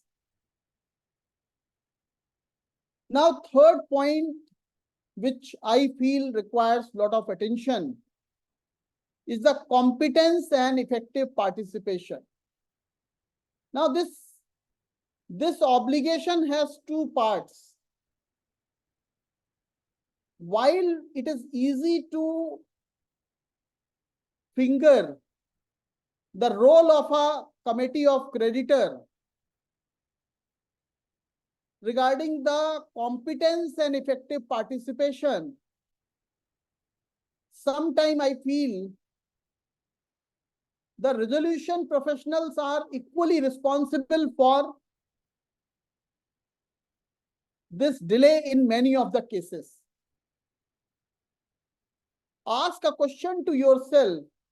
In many of the processes in which you are running a CIRP process, have you made your best effort to prepare the agenda papers for the committee of creditors meeting? Were your agenda papers providing the necessary information to enable the committee of creditor members to take appropriate decision in a timely manner? Were they complete in all respect? Were they crisp in all respect so that the time of a member is saved and they are able to take a precious decision? There could be many questions. I'm not raising question on any one individual, but in general, whatever little interaction we are doing, whatever little access to the documents we have, we understand a lot more needs to be done to standardize this document process also. Because there is no written code there is no written law as to what will be supplied to the committee of creditor for participation in the meeting. It is easy to put them on the radar that they are not deputing a competent person or their participation is not effective. But ask yourself, have we helped the committee of creditor in creating the ecosystem by which they were compelled to take the decision in an efficient manner, in a timely manner? Have we taken the necessary steps to educate the committee of creditor regarding the state of affairs of the corporate debtor, regarding the roles and responsibility of a committee of creditor, regarding the going concern constraints, regarding the difficulties, regarding the challenges, or they are just supplied the agenda papers with limited information where attempt is to hide more than provide. We need introspection, but needless to mention that the committee of creditor also need to bear this in mind, that how important it is to depute a competent person who is capable of taking decision and making the participation effective. What is the meaning of effective participation? Effective participation is one where each member is putting his inputs, where the other member is understanding from that input, is raising further questions or is making further supplements. That is the benefit of meeting. Otherwise, the decisions could be taken otherwise, even without meeting. In the meeting, you don't know what the other person is going to state. Other person is making the observation, so you may be little less aware about the particular matter, but with the discussion which is taking place, you can also make necessary supplementing. So, A, you should be fully prepared on the agenda. You should not only read, you should flag your questions, you should flag your points, and if possible, you should tell these points in advance to the resolution professional who happens to be the chairman of the meeting, so that he has a ready answers. So he has a ready documents which can be made available so that the decisions are not dragged to the subsequent meeting. The decisions can be taken then and there. So lot has to be done from our side also, so that this process can be achieved with the objective with which the IBC code has been designed. Next point is with regard to the committee of creator meeting. Needless to mention, whether a chairperson has a voting right or not, but each member is supposed to have a full respect to the chair and maintain the atmosphere of politeness and cooperation. RP as a chairman has to do everything to achieve a effective decision making, and that includes holding a meeting in a comfortable environment. I'm not saying they need to be in a 5-star hotel, but they certainly need to be equipped with necessary technology, comfortable and peaceful environment. Anywhere you cannot just sit and expect the committee members to take a decision. Which place, which time, that is all left to wisdom of the chairperson in consultation with the members.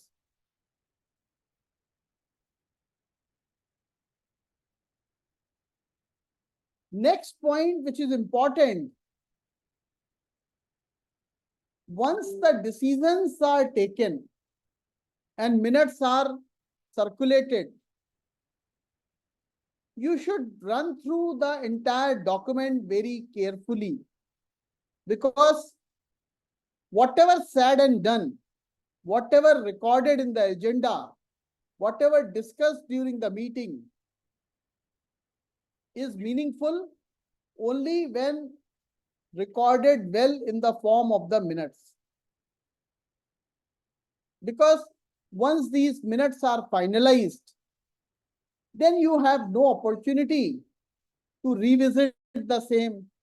And maybe your intention was something else, but recording is something else, then you might end up into some trouble tomorrow. Next point on which the committee of creator works around is regarding the appointment of RP and advisors. These appointments should be considered keeping the mapping of a specific skill set. What is requirement? If you are a technology company, if you are a telecom company, you may require some consultant, advisor, because RP may not be expert of telecommunication industry. If it is a cement company, he may not be expert of cement industry.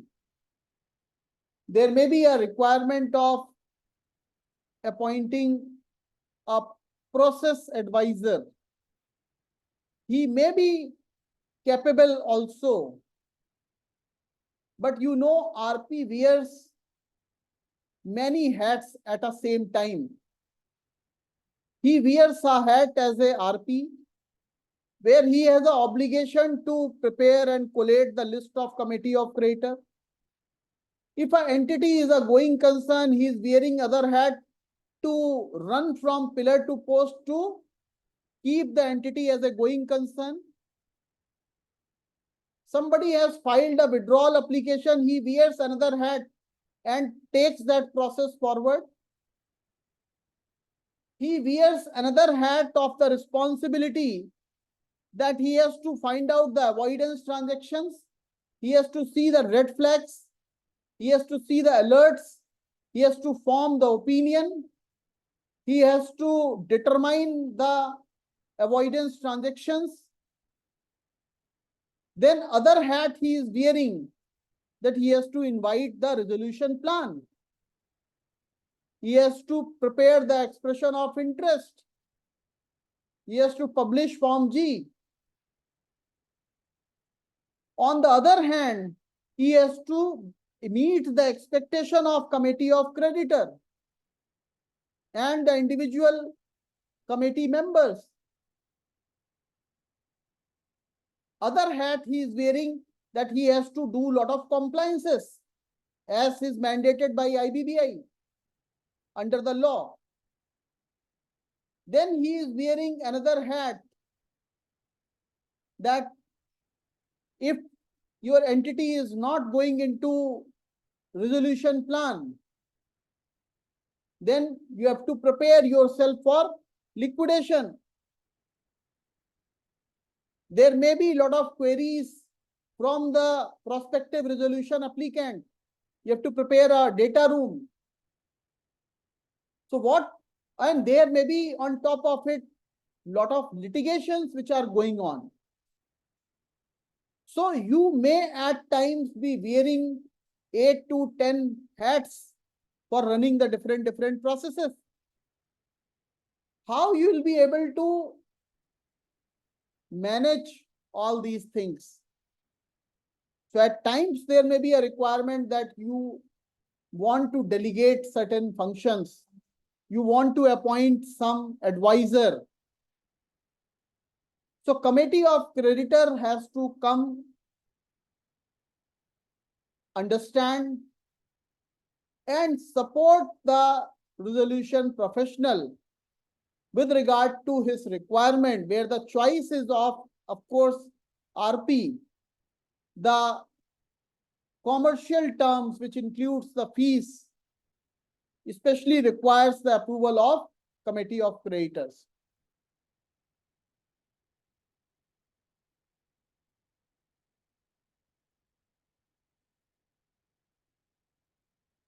There may be situation that your CD is a going concern, and to keep it as a going concern, you require the interim finance. Now, being in the financial sector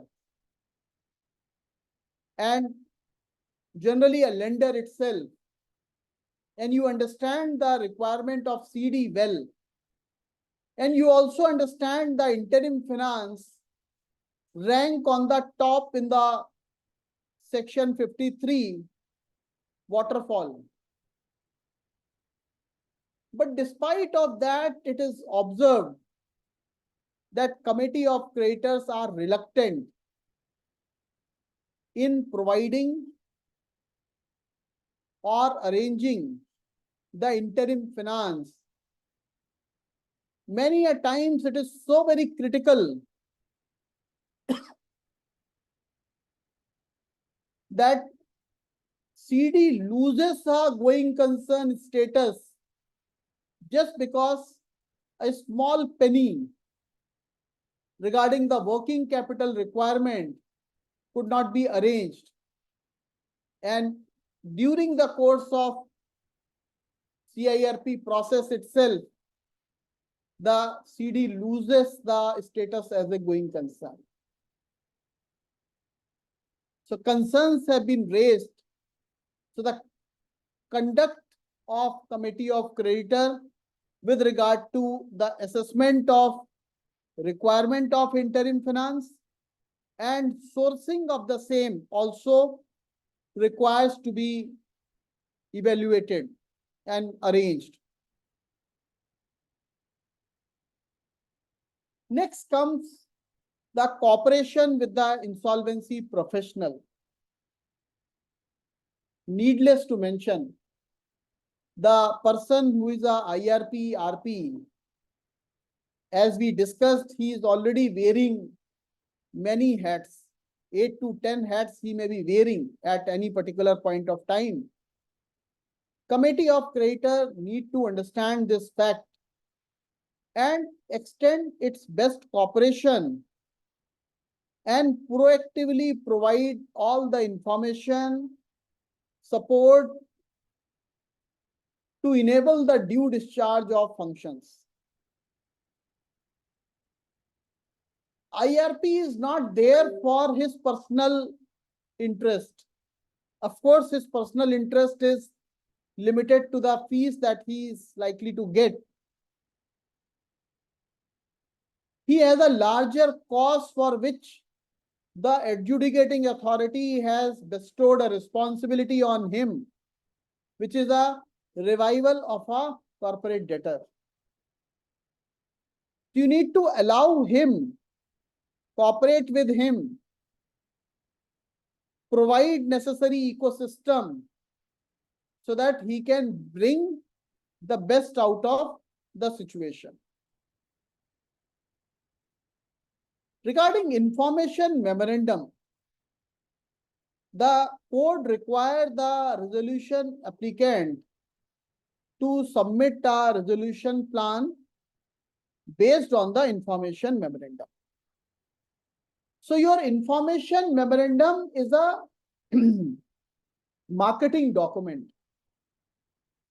And in the last 7 years of my experience,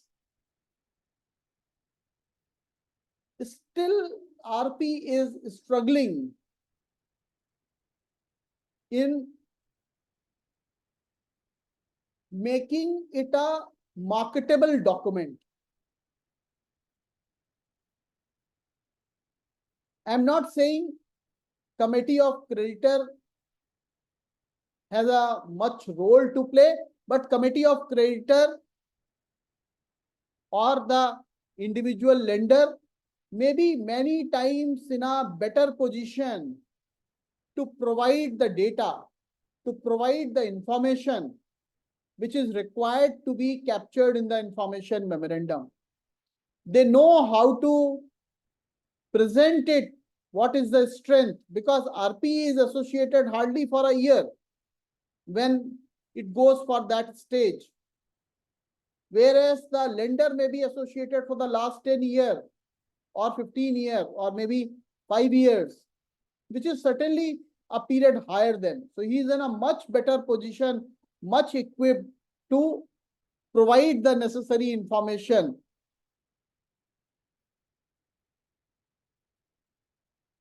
On the valuation,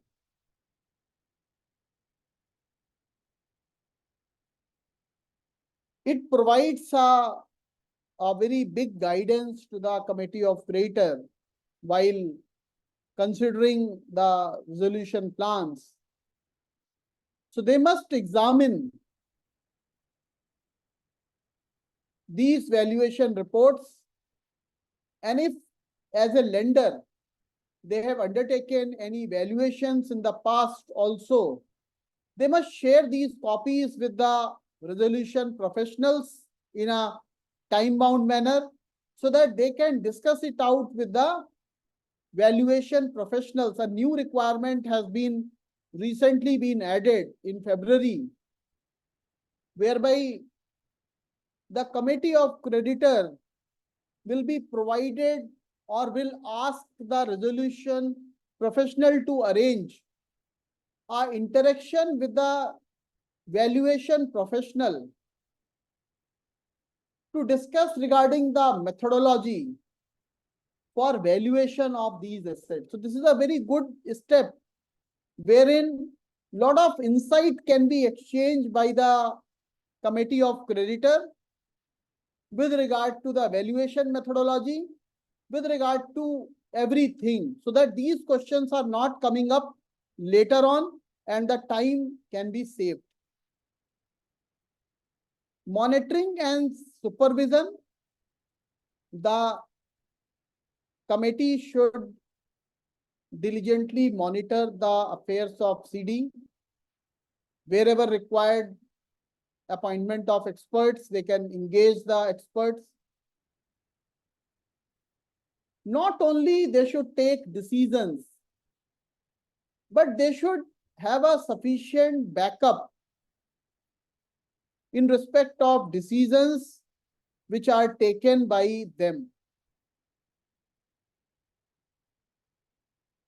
They should refrain from filing a complaint against RP on a personal grievance, on a individual grievance one-to-one. If there is some lapse on the part of RP, definitely they can file a corrective measure before the IBBI or to adjudicating authority.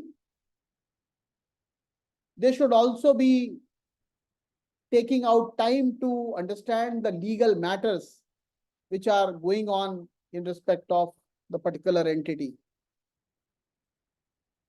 Resolution plan, this is very important.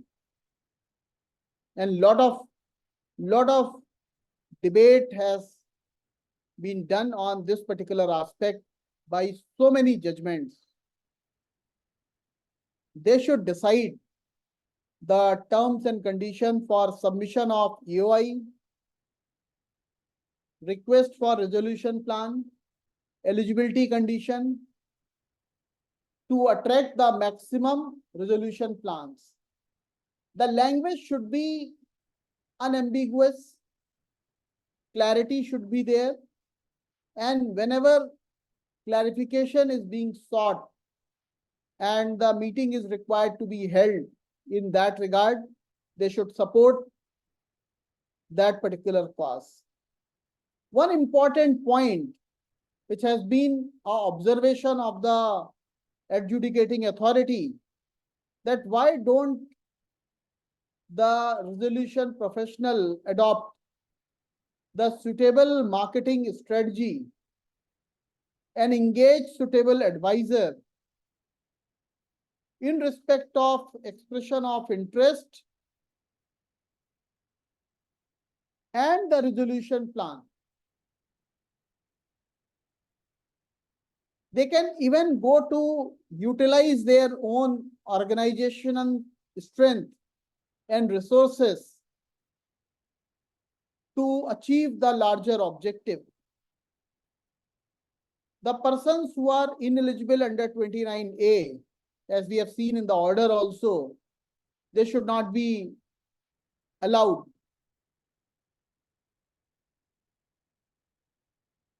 The resolution plan can entail a change in management, change in technology, change in product portfolio, combination, acquisition or disposal of asset, business, undertaking, restructuring, and so on. There is a wide variety. And they should exploit and apply the commercial dexterity and acumen while approving the resolution plan. And if needed, they can always take the support of expertise. The resolution plan should not be eyed as a tool for recovery of dues. It is for maximization objective as stated in the preamble of the code. Independence and objectivity. The approach of a member should be to maintain the professional integrity, independence while voting on particular agendas, so that the decisions are made in a collective interest of a stakeholder without any bias, favor, fear, coercion. Ethics are by and large part and parcel for any individual including the committee of creditors. Avoidance transactions. This is one area where the committee of creditors can extend very useful support for the purpose of identification. And one area where a lot of dispute arise is the appointment of a transaction auditor. I think this issue was discussed in the first half also. The appointing authority in respect of forensic or transaction auditor remains resolution professional only. However, because these expenses are part of CIRP cost, they need the approval of committee of creditor with regard to the approval of fees, not with regard to appointment of RP. In many of the matter where the DC proceedings have been initiated, where the recommendations of committee of creditors have been considered, they have not been viewed very happily by the IBBI. Confidentiality and transparency. Needless to say anything on that whatever information you gather as a member of CoC is a confidential information, and you should take your best effort to keep it confidential. At the same time, you need to demonstrate the transparency in the decision making. Wherever the information is not confidential, wherever you are required to share the report, wherever the decisions are required to be shared, then the same should be followed. Moratorium should be adhered in the letter and spirit. Many times it has been observed that the lender have encashed the fixed deposit which is kept as a security deposit, or the balance which is outstanding is adjusted against the dues. These kind of practices are not good. In any which case, they does not stand on the legal footing also, because once the moratorium has started, these appropriations are bad and will be required to be reverted back. And resolution of dispute. These proceedings are not adversarial, but dispute arise. These litigations can prolong the process, create uncertainty, and add a cost also. The effort should be to resolve bilateral and multilateral disputes in CoC amicably and through negotiations. Mediation can be used as a tool to arrive at a decision if direct negotiation is not resulting into any fruitful outcome. So this is all about the expectations with regard to the decision making by CoC on different role, responsibility, and aspects. We'll just take another 5 minutes to discuss some global practices. Thereafter, we'll open the session for the question answer.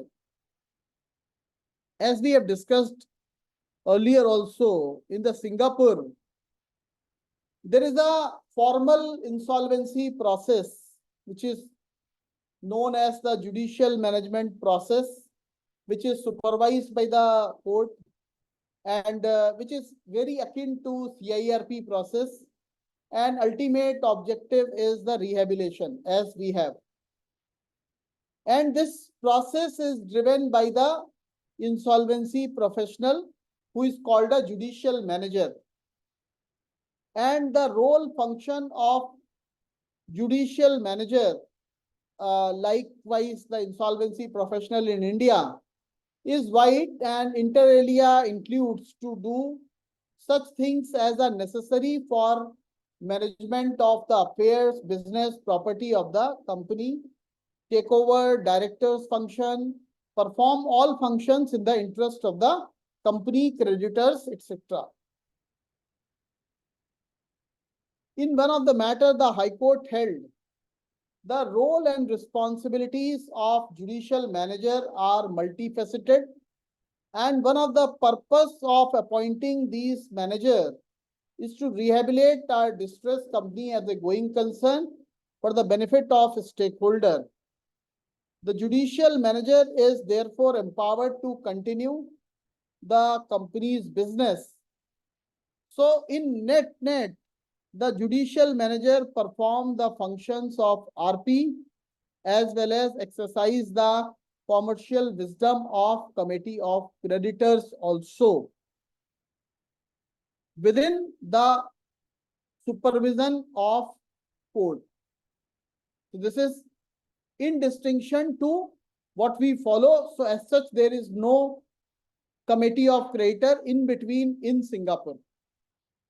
In UK, the insolvency process under the insolvency regime is called administration proceeding.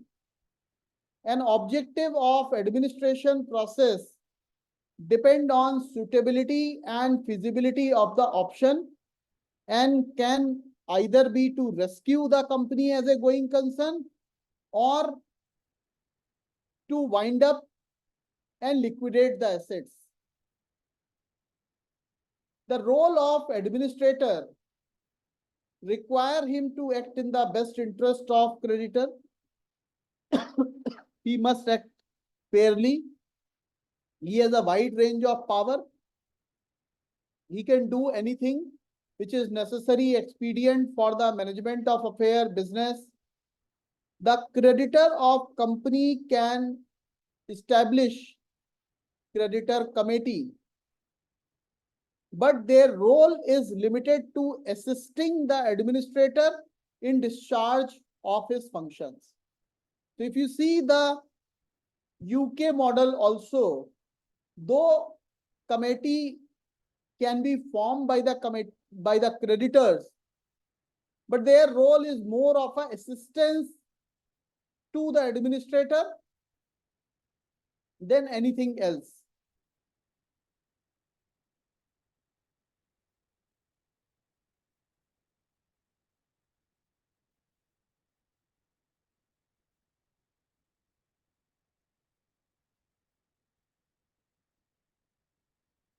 In US,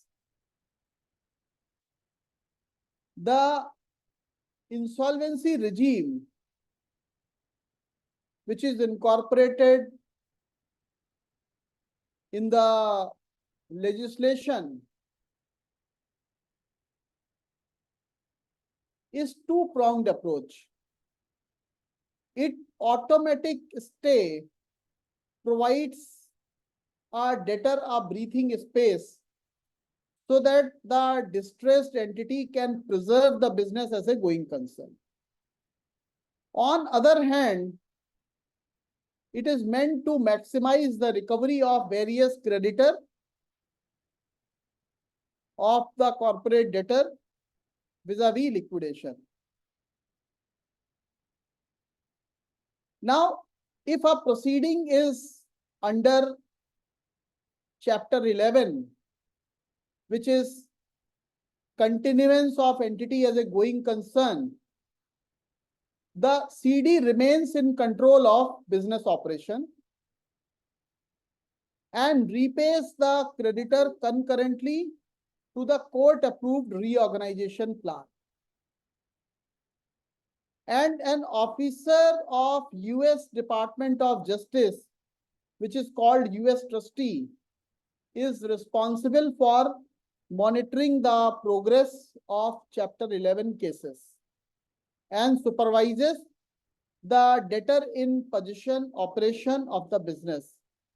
In rarest to rare case where the fraud, dishonesty, incompetence, mismanagement, the individual examiner may be appointed to investigate into the affairs, and on appointment of a trustee, the debtor loses its right to be in possession, and the operations are required to be handed over to the trustee. Then the process runs, which is very similar to CIRP in India. Now, US law provides creation of committee of unsecured creditor in order to represent the interest of all general unsecured creditor for the purpose of maximization of return to those creditor. The creditor committee usually plays very active role, and once the plan of reorganization is proposed by the debtor, and if the stakeholder vote in favor of a plan, a hearing to confirm the plan is scheduled, and as per the US Bankruptcy Code, court can confirm Chapter 11 plan only if the requisite requirement. Likewise in India, same line, the plan is feasible, then only it will be implemented.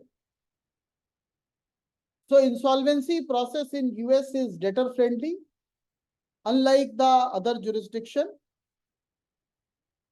And one of the most important aspect is unbiased and independent objective conduct of the entity that is steering the insolvency resolution process.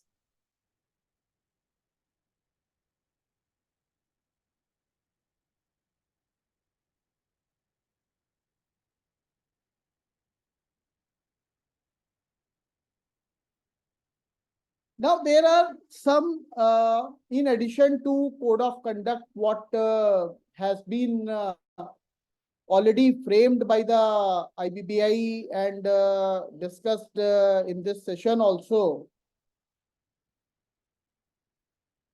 By the time these code of conduct are in place, or even after they are placed, in my view, the way forward for a committee of creditor to their conduct, they should demonstrate the transparency in their conduct, especially in the interest of, in the situations of conflict. Whatever decisions are taken, they should be backed by the fair reasons to be recorded. Maintaining arm's length with the RP in respect of jurisdiction. In jurisdiction means the matters which are assigned to RP, the CoC should not intervene into.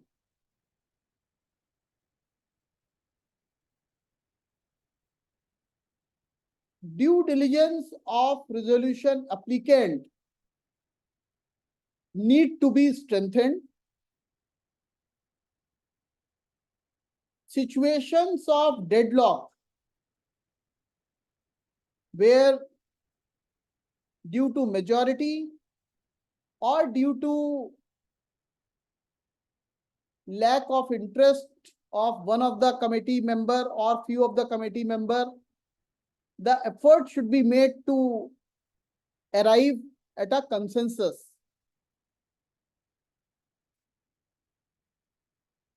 Disclosure of information to the RP to enable him to conduct the process.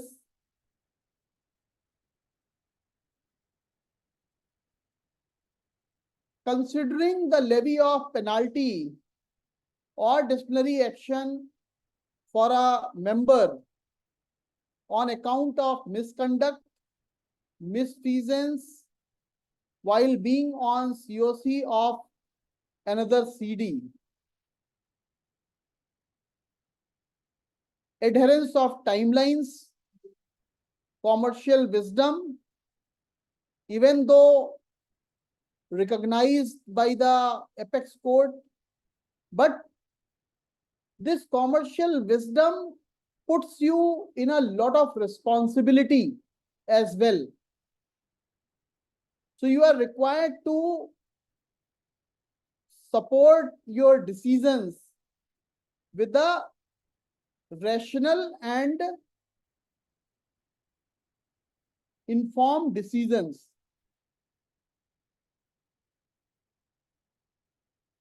Minimum stipulated professionals and empowered competency of the member should be allowed to represent the committee of creators meeting. Where the large resolutions are envisaged, the committee of creators should be encouraged to have the heterogeneous composition, such as involving experts from different areas of specialization, maybe compliance, credit, risk, investment,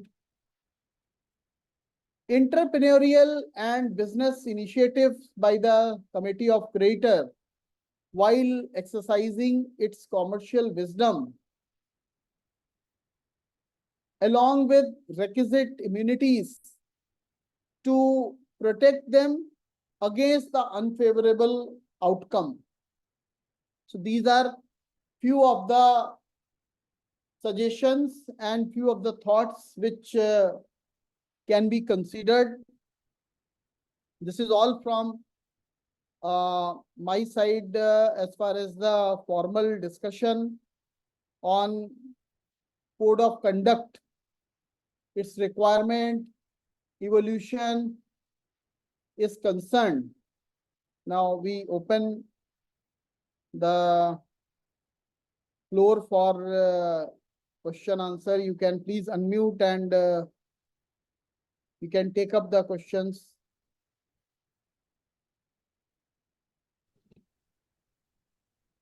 Yeah, Amitji, very good evening. You have given the, first of all, thank you for giving, so detailed presentation on this code of conduct of committee of creators. How do you think that, the CoC and then role of RP? RP has, obey all the instruction of, CoC and work under the guidance, instruction. So, keeping in the present scenario, where the RP is facing a lot of difficulty in conducting his, duties and responsibilities to comply with the law.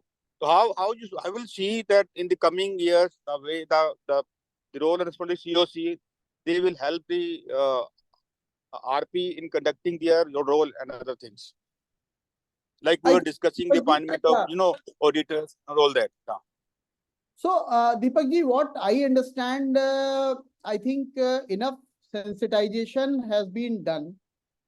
Government has also realized over a period of time that putting pressure alone on the resolution professional may not ultimately yield a positive result.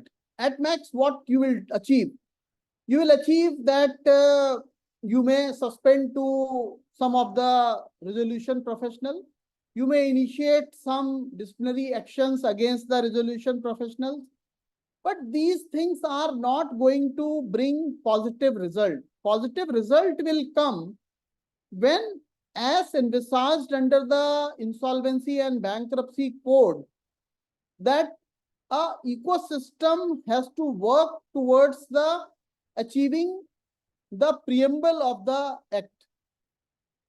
And now preamble, it says that we have to achieve things in a timeliness, in a time-bound manner, in a maximization of the assets of all the stakeholders. Then all this is possible when all the stakeholders works towards that direction. I agree that resolution professional has to work towards achieving this objective. In many of the matters, it is looking like a baby of RP alone, and committee of creditor is fulfilling its responsibility only to the legal framework, whatever has been provided. In many of the cases, even not in the legal framework also, but I'll say just to fulfill the responsibility in letter, not in spirit. Whereas, and we all understand, the synergies will be created when we perform in a team, where what we are trying to communicate is understood by the other, even without formal communication. That is the time when we will be able to achieve that objective. Now, having said so, we have seen the last 7 years of evolution of insolvency law. One thing I am very clear, and I'm saying it with all responsibility at all the forums also, that insolvency law is there to stay. Why I am saying so? Because as long as business is there, risk will continue there. And this risk will lead to some kind of distress. And distress asset will require some resolution mechanism, whether it is in form of an insolvency and bankruptcy or in some or other format. Earlier also, there was a CoC, there was SARFAESI, there was RDDB. So, n number of legislative frameworks have kept on working. Now we are given a very comprehensive framework. If you ask me, I think this is near to perfect model on which we are working. The only defect that this particular code is with regard to the implementation. I think government is already working. We all need to support to the cause, that we all fulfill our responsibility with greatest sincerity. We will be able to achieve the larger objective. Yeah, this point with regard to the responsibilities discharged by the committee of creditor has been flagged before the authority, has been reiterated by judicial forums also. I'm sure government is already working on the same, and very soon we will be having this framework also.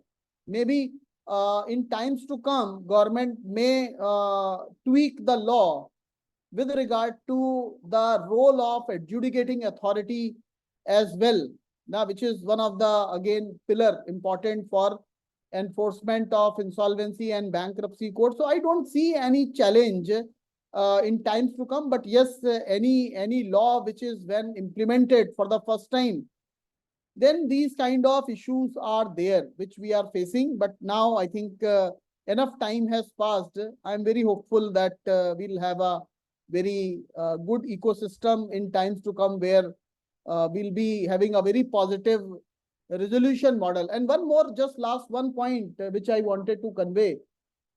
The so far journey of last 7 years has been more of a resolution of bad cases, which has a legacy issues. The cases which will evolve now, which will be after insolvency and bankruptcy code era, not the cases which are having a legacy prior to insolvency and bankruptcy code.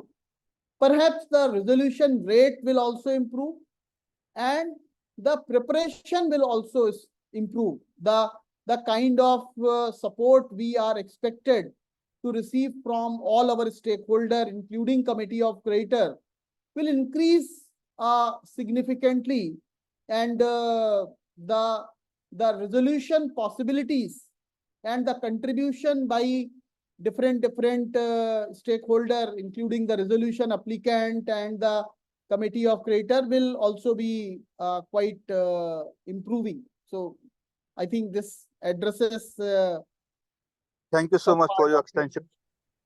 Thank you so much. Thanks. Hello Amit ji. या चंद्रशेखर हाँ अमित जी, मैं एक question पूछना चाहता हूँ।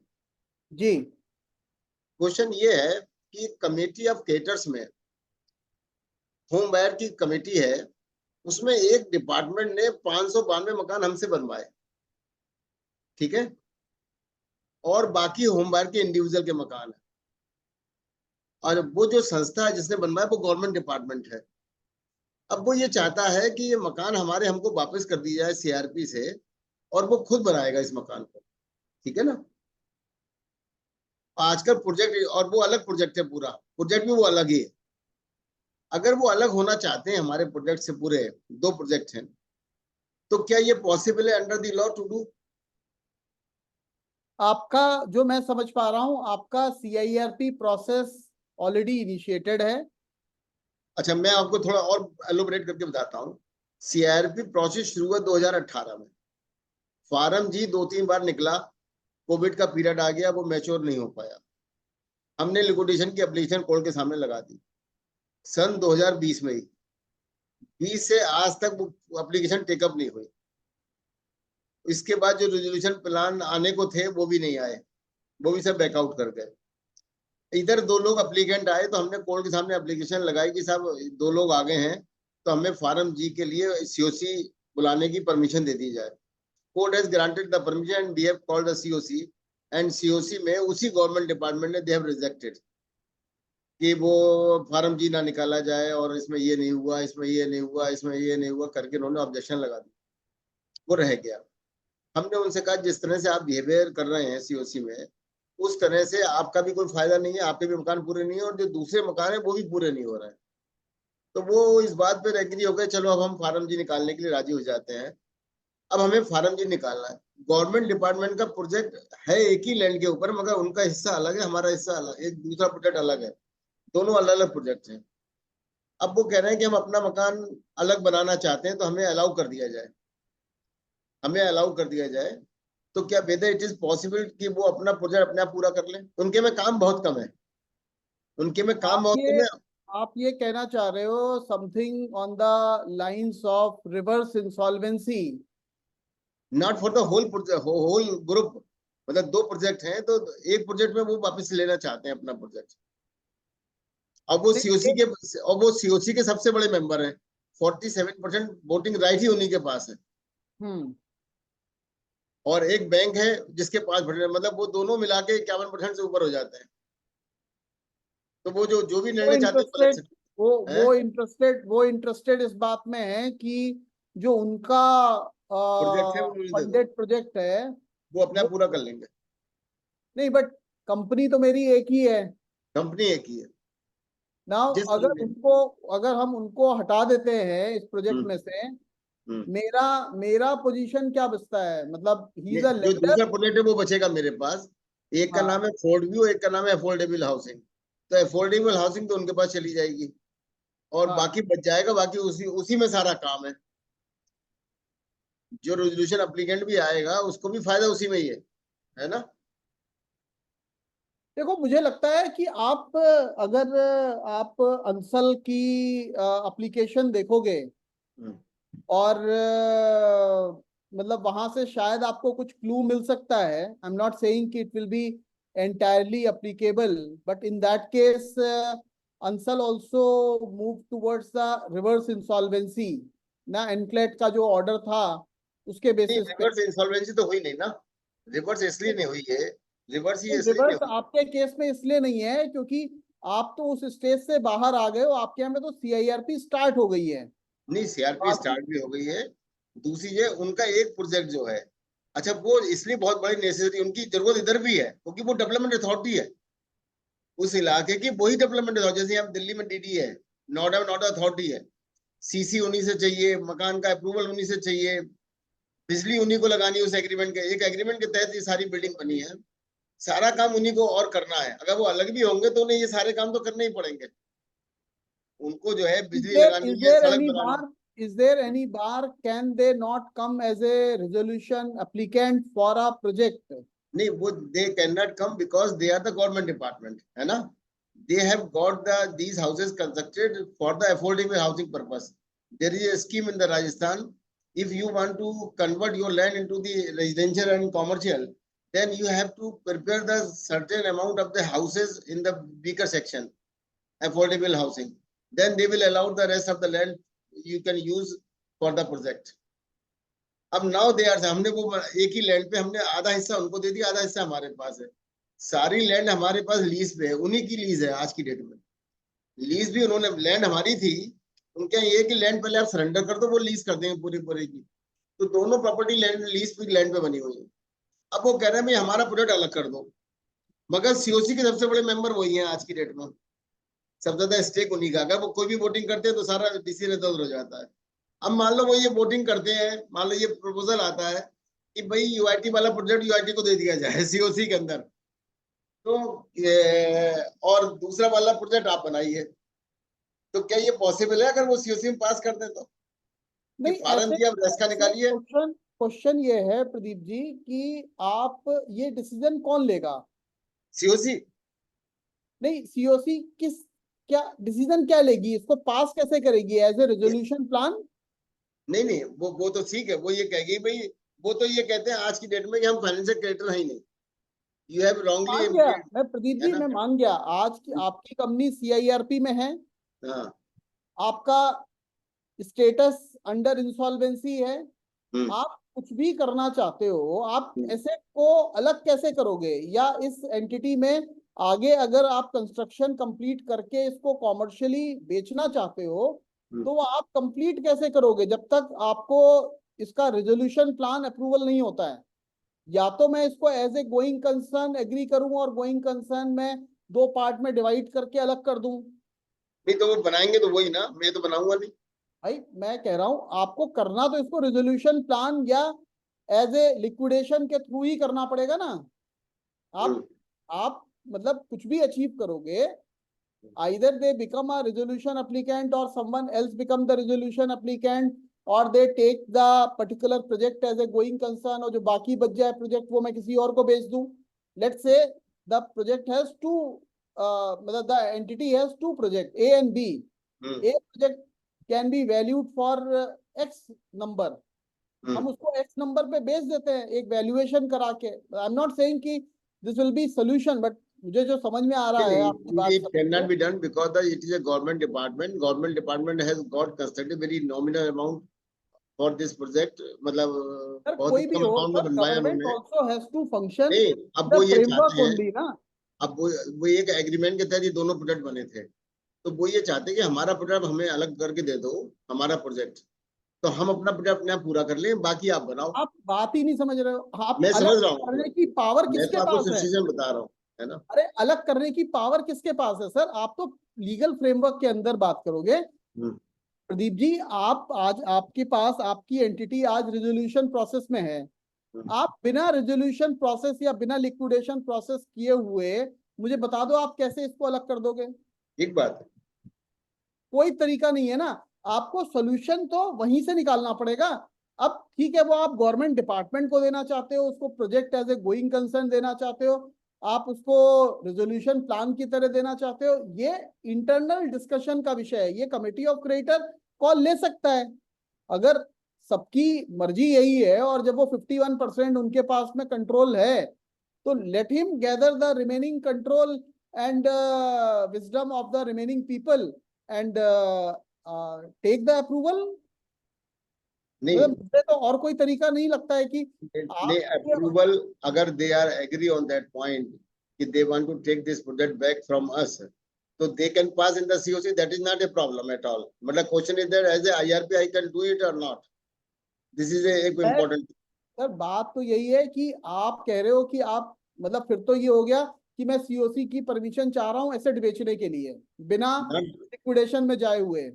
नहीं, बेचने के लिए नहीं दे रहे हैं, वो प्रोजेक्ट पूरा करके अपने होम बायर्स को जो जो जो उनके पास और लोगों को पैसा लिया है उनको दे देंगे प्रोजेक्ट। आप ये कह रहे हो कि मैं रिजोल्यूशन भी नहीं करूंगा, रिजोल्यूशन प्लान भी नहीं बनाऊंगा और मैं कंपनी को नहीं, गोइंग प्लान बनेगा दूसरे वाले प्रोजेक्ट के लिए बनेगा ना।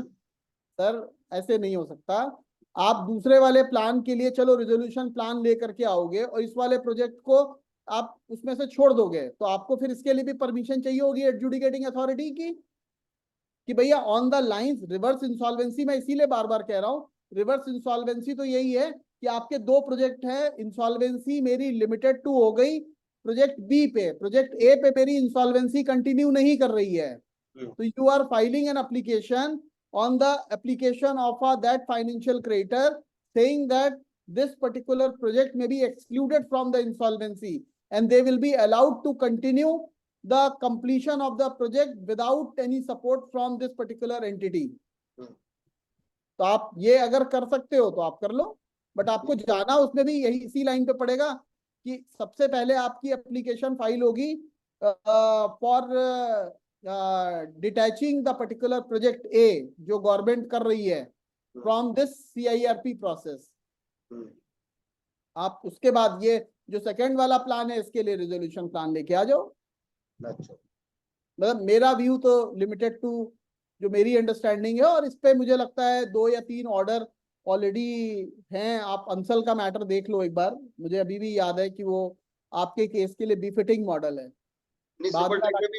सुपरटेक में भी तो यही किया कोर्ट ने। सुपरटेक में भी यही हुआ था, बिल्कुल। Supertech was the first matter, Ansal was the second matter. अच्छा, अब दूसरी बात यह है कि जैसे ये प्रोजेक्ट अलग हो जाता है, मान लो कोर्ट परमिशन दे भी देती है ना, क्योंकि ये दोनों प्रोजेक्ट जो है एक एग्रीमेंट के तहत बने हुए हैं गवर्नमेंट के साथ, है ना, एक एग्रीमेंट के तहत, तो they will be continue as a CoC member और not after the project has been deleted from that. नहीं सर, देखो अब यही तो मैं कह रहा हूँ, आप जब कहते हो कि उन्होंने जो पैसा दिया, एक्स पैसा दिया, या जो उनका इंटरेस्ट था वो सारा का सारा इंटरेस्ट उनके वाले प्रोजेक्ट के लिए था जो वो अलग करना चाहते हैं, जब वो कर लिया तो इस वाले प्रोजेक्ट में उनका कोई हिस्सा कैसे बच गया? ठीक बात, ठीक बात। अच्छा, अब मान लो वो इस प्रोजेक्ट में रहते हैं, थोड़ी देर बाद दूसरी सिचुएशन है, वो अभी अलग नहीं होते, प्रोजेक्ट दोनों हम ही को बनाने हैं मान लो, है ना, अब वो अपने वाले प्रोजेक्ट में तो नेगेटिव कर देते हैं कि इसका प्लान मत लाओ, उसके लिए कहते हैं ले आओ अपना, तो ये पॉसिबल है? ये भी पॉसिबल नहीं है। पहली चीज तो आप सर समझो, आप ऐसा परमिटेड नहीं हो सकता जब तक एडजुडिकेटिंग अथॉरिटी आपको परमिट नहीं करे कि आप एक रेजोल्यूशन, 2 प्रोजेक्ट हैं आपके ए और बी, आप प्रोजेक्ट बी का रेजोल्यूशन प्लान ले आओ बिना एडजुडिकेटिंग अथॉरिटी की परमिशन के। ए आपको परमिट कर दे कि आप खाली बी का ले आओ, ए को हम अलग कर रहे हैं, देन ऑल राइट, बिना ए की परमिशन के नहीं। जब तक वो परमिशन नहीं देगा तब तक तो आपको दोनों को ही कंसीडर करना है रिवाइवल के लिए। ये नहीं हो सकता कि आप खाली बी के लिए ले आओ, उनके कहने से नहीं। आज की डेट में तो प्रोजेक्ट इंसॉल्वेंसी शुरू हो गई ना, अलग अलग करके भी कर सकते हैं ना, आज की डेट में तो अलाउ हो गई ना project insolvency.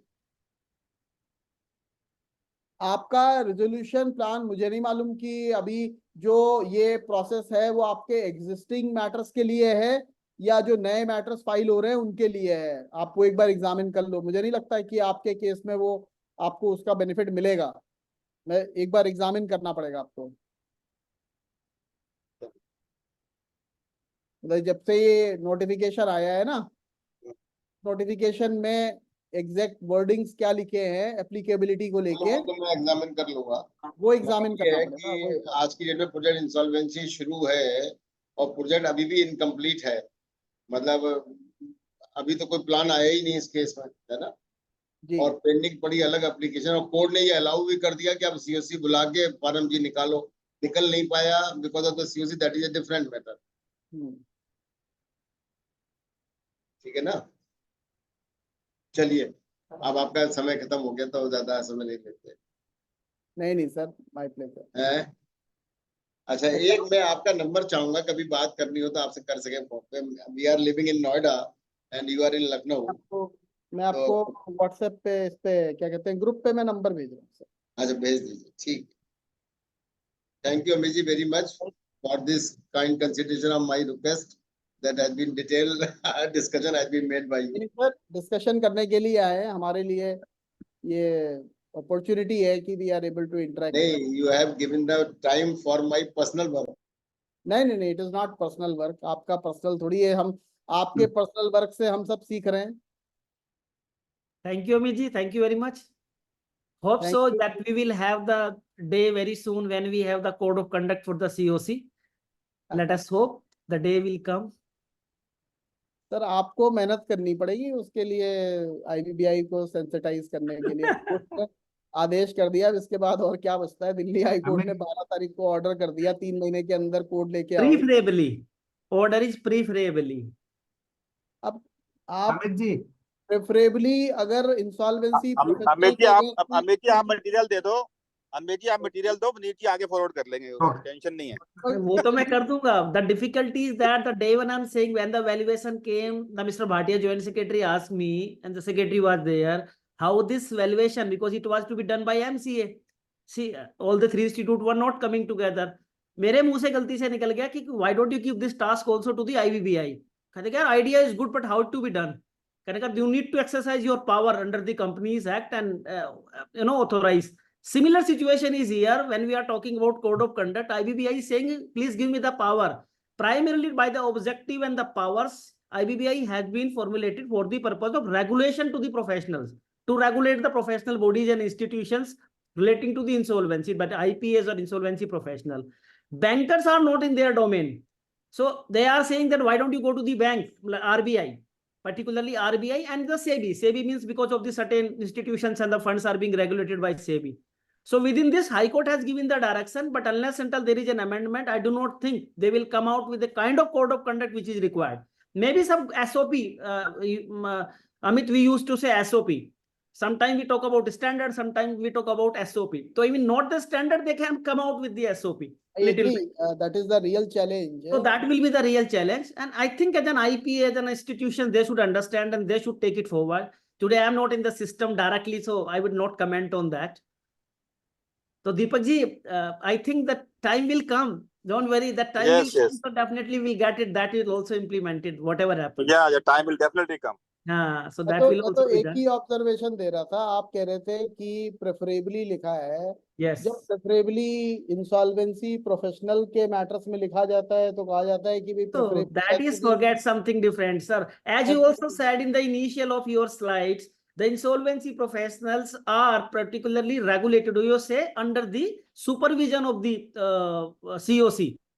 But technically, if you see, there is no supervision. Both are different institutions. They are completely independent. Both have different roles and function to do under the Act. Absolutely clarity. Correct. Right, but it is the fact. It is the fact within the name of the commercial wisdom, or you say, because see, if the regulators can regulate, similar the situation with the CACS, you know that. CWS, everyone. So professionals can be regulated, the bankers to be regulated, it is RBI only. So No, whenever I agree, but something has to be done, because ultimately if we want to take, because already 7 years has passed, if you want the code to be taken to the next level for resolution, okay, we may pat our back that during the current fiscal, we have achieved a huge number of resolution plan. But if you want to continue the journey, then you need to enable the ecosystem. You have to correct the all pillars. You can't just put a pressure on one pillar, which is the insolvency professional. because you can put Also, Yeah, you you're can right. put We are and more there is- regulated than this. See, what the IBBI can do, look at the insolvency professional also. They prescribe minimum standards of the fees, like the CACS institution prescribed. And what is happening? Go to the liquidation cases, you will find, are you prosecuting those insolvency professionals who are quoting on the 25% of the fees given in the regulations? So they know whom to be put under the pressure. We are putting ourselves under the pressure at our own, actually, to some extent. And this is something they have. You want to do it. You know, you have been in profession. You know, you have been the part of various representations, how regulators particularly feel. And so, sir, it is not going to be so simple as we think. And this should have been done earlier. It should have been done years ago, that the code of conduct should have come. And another question would be what would be the accountability to the code of conduct? The question which we have not discussed. There can be SOP, there can be standards, but what are the fallouts? Like if you see the code of conduct, non-compliance by an IP will lead to the prosecution, right? Will lead to the inspections and then the penalties. But what about others? So there is nothing That is about the- it. You have that just is the given bottom line guidance. question. Endeavor should be done. Endeavor that should be done. So endeavor is endeavors, na? Yeah, I agree. But anyway, that's good. That's a very good session today. And I think ICSI IP has done wonderful job also to organize, because this is the theme of the today's discussion, right? What we are talking in the context of insolvency, that how the commercial wisdom is taking us, in which direction we are going. Very true. Thank you, Amit ji. Second, please. Thank you, Miji. Excellent session, Amit ji. Afternoon session, Saturday. I think you did not allow the participants to skip. Yes. Enjoyed It's discussion. like that only. Yes. And afternoon is not meant for sleeping. No. Some normal, this, weekend people will have in the relaxation. But mode. Amit ji, you have the control on the, I think on the host. Whenever anybody want to ask na something more, then they switch off कर देते हैं उसका, कहते हैं नहीं, don't disturb. Participants have noticed this thing also. Yes. No, I don't have anything. I think host I'm don't have just anything. joking. Joke of what I'm saying. No, I Thank you, thought- Amit. Thank I you. don't want to be in monologue. I want always to be more in interaction, but that depends on the. Transmission. But still, Amit and IPA, I would request that on the minimum scale of the fees on the standards, I think we should have some deliberation. Unless until we built up our own fraternity and all, conduct and standards, probably it will not serve the purpose. IBBI has done that at least to some extent, but we are not following that. Yeah, And when actually, one is not following, another will start. if anyone from ICSI, VP. Yes, sir. so is there anything, or can you check if there is any question, or we can just wind up? No, sir, there is no question. We can wind up. Who is coordinating from IPA today? Good name, please. Sir, my name is Harshita. Arshita, I think any vote of thanks, or can I take a liberty and can I vote of thanks to speaker? Sir, she is out of station, so she'll not be able to take up the session. Sure then. All right, sir. Thank you. Thank you. Okay, all. thank you, sir. Sir, wonderful session and your valuable time.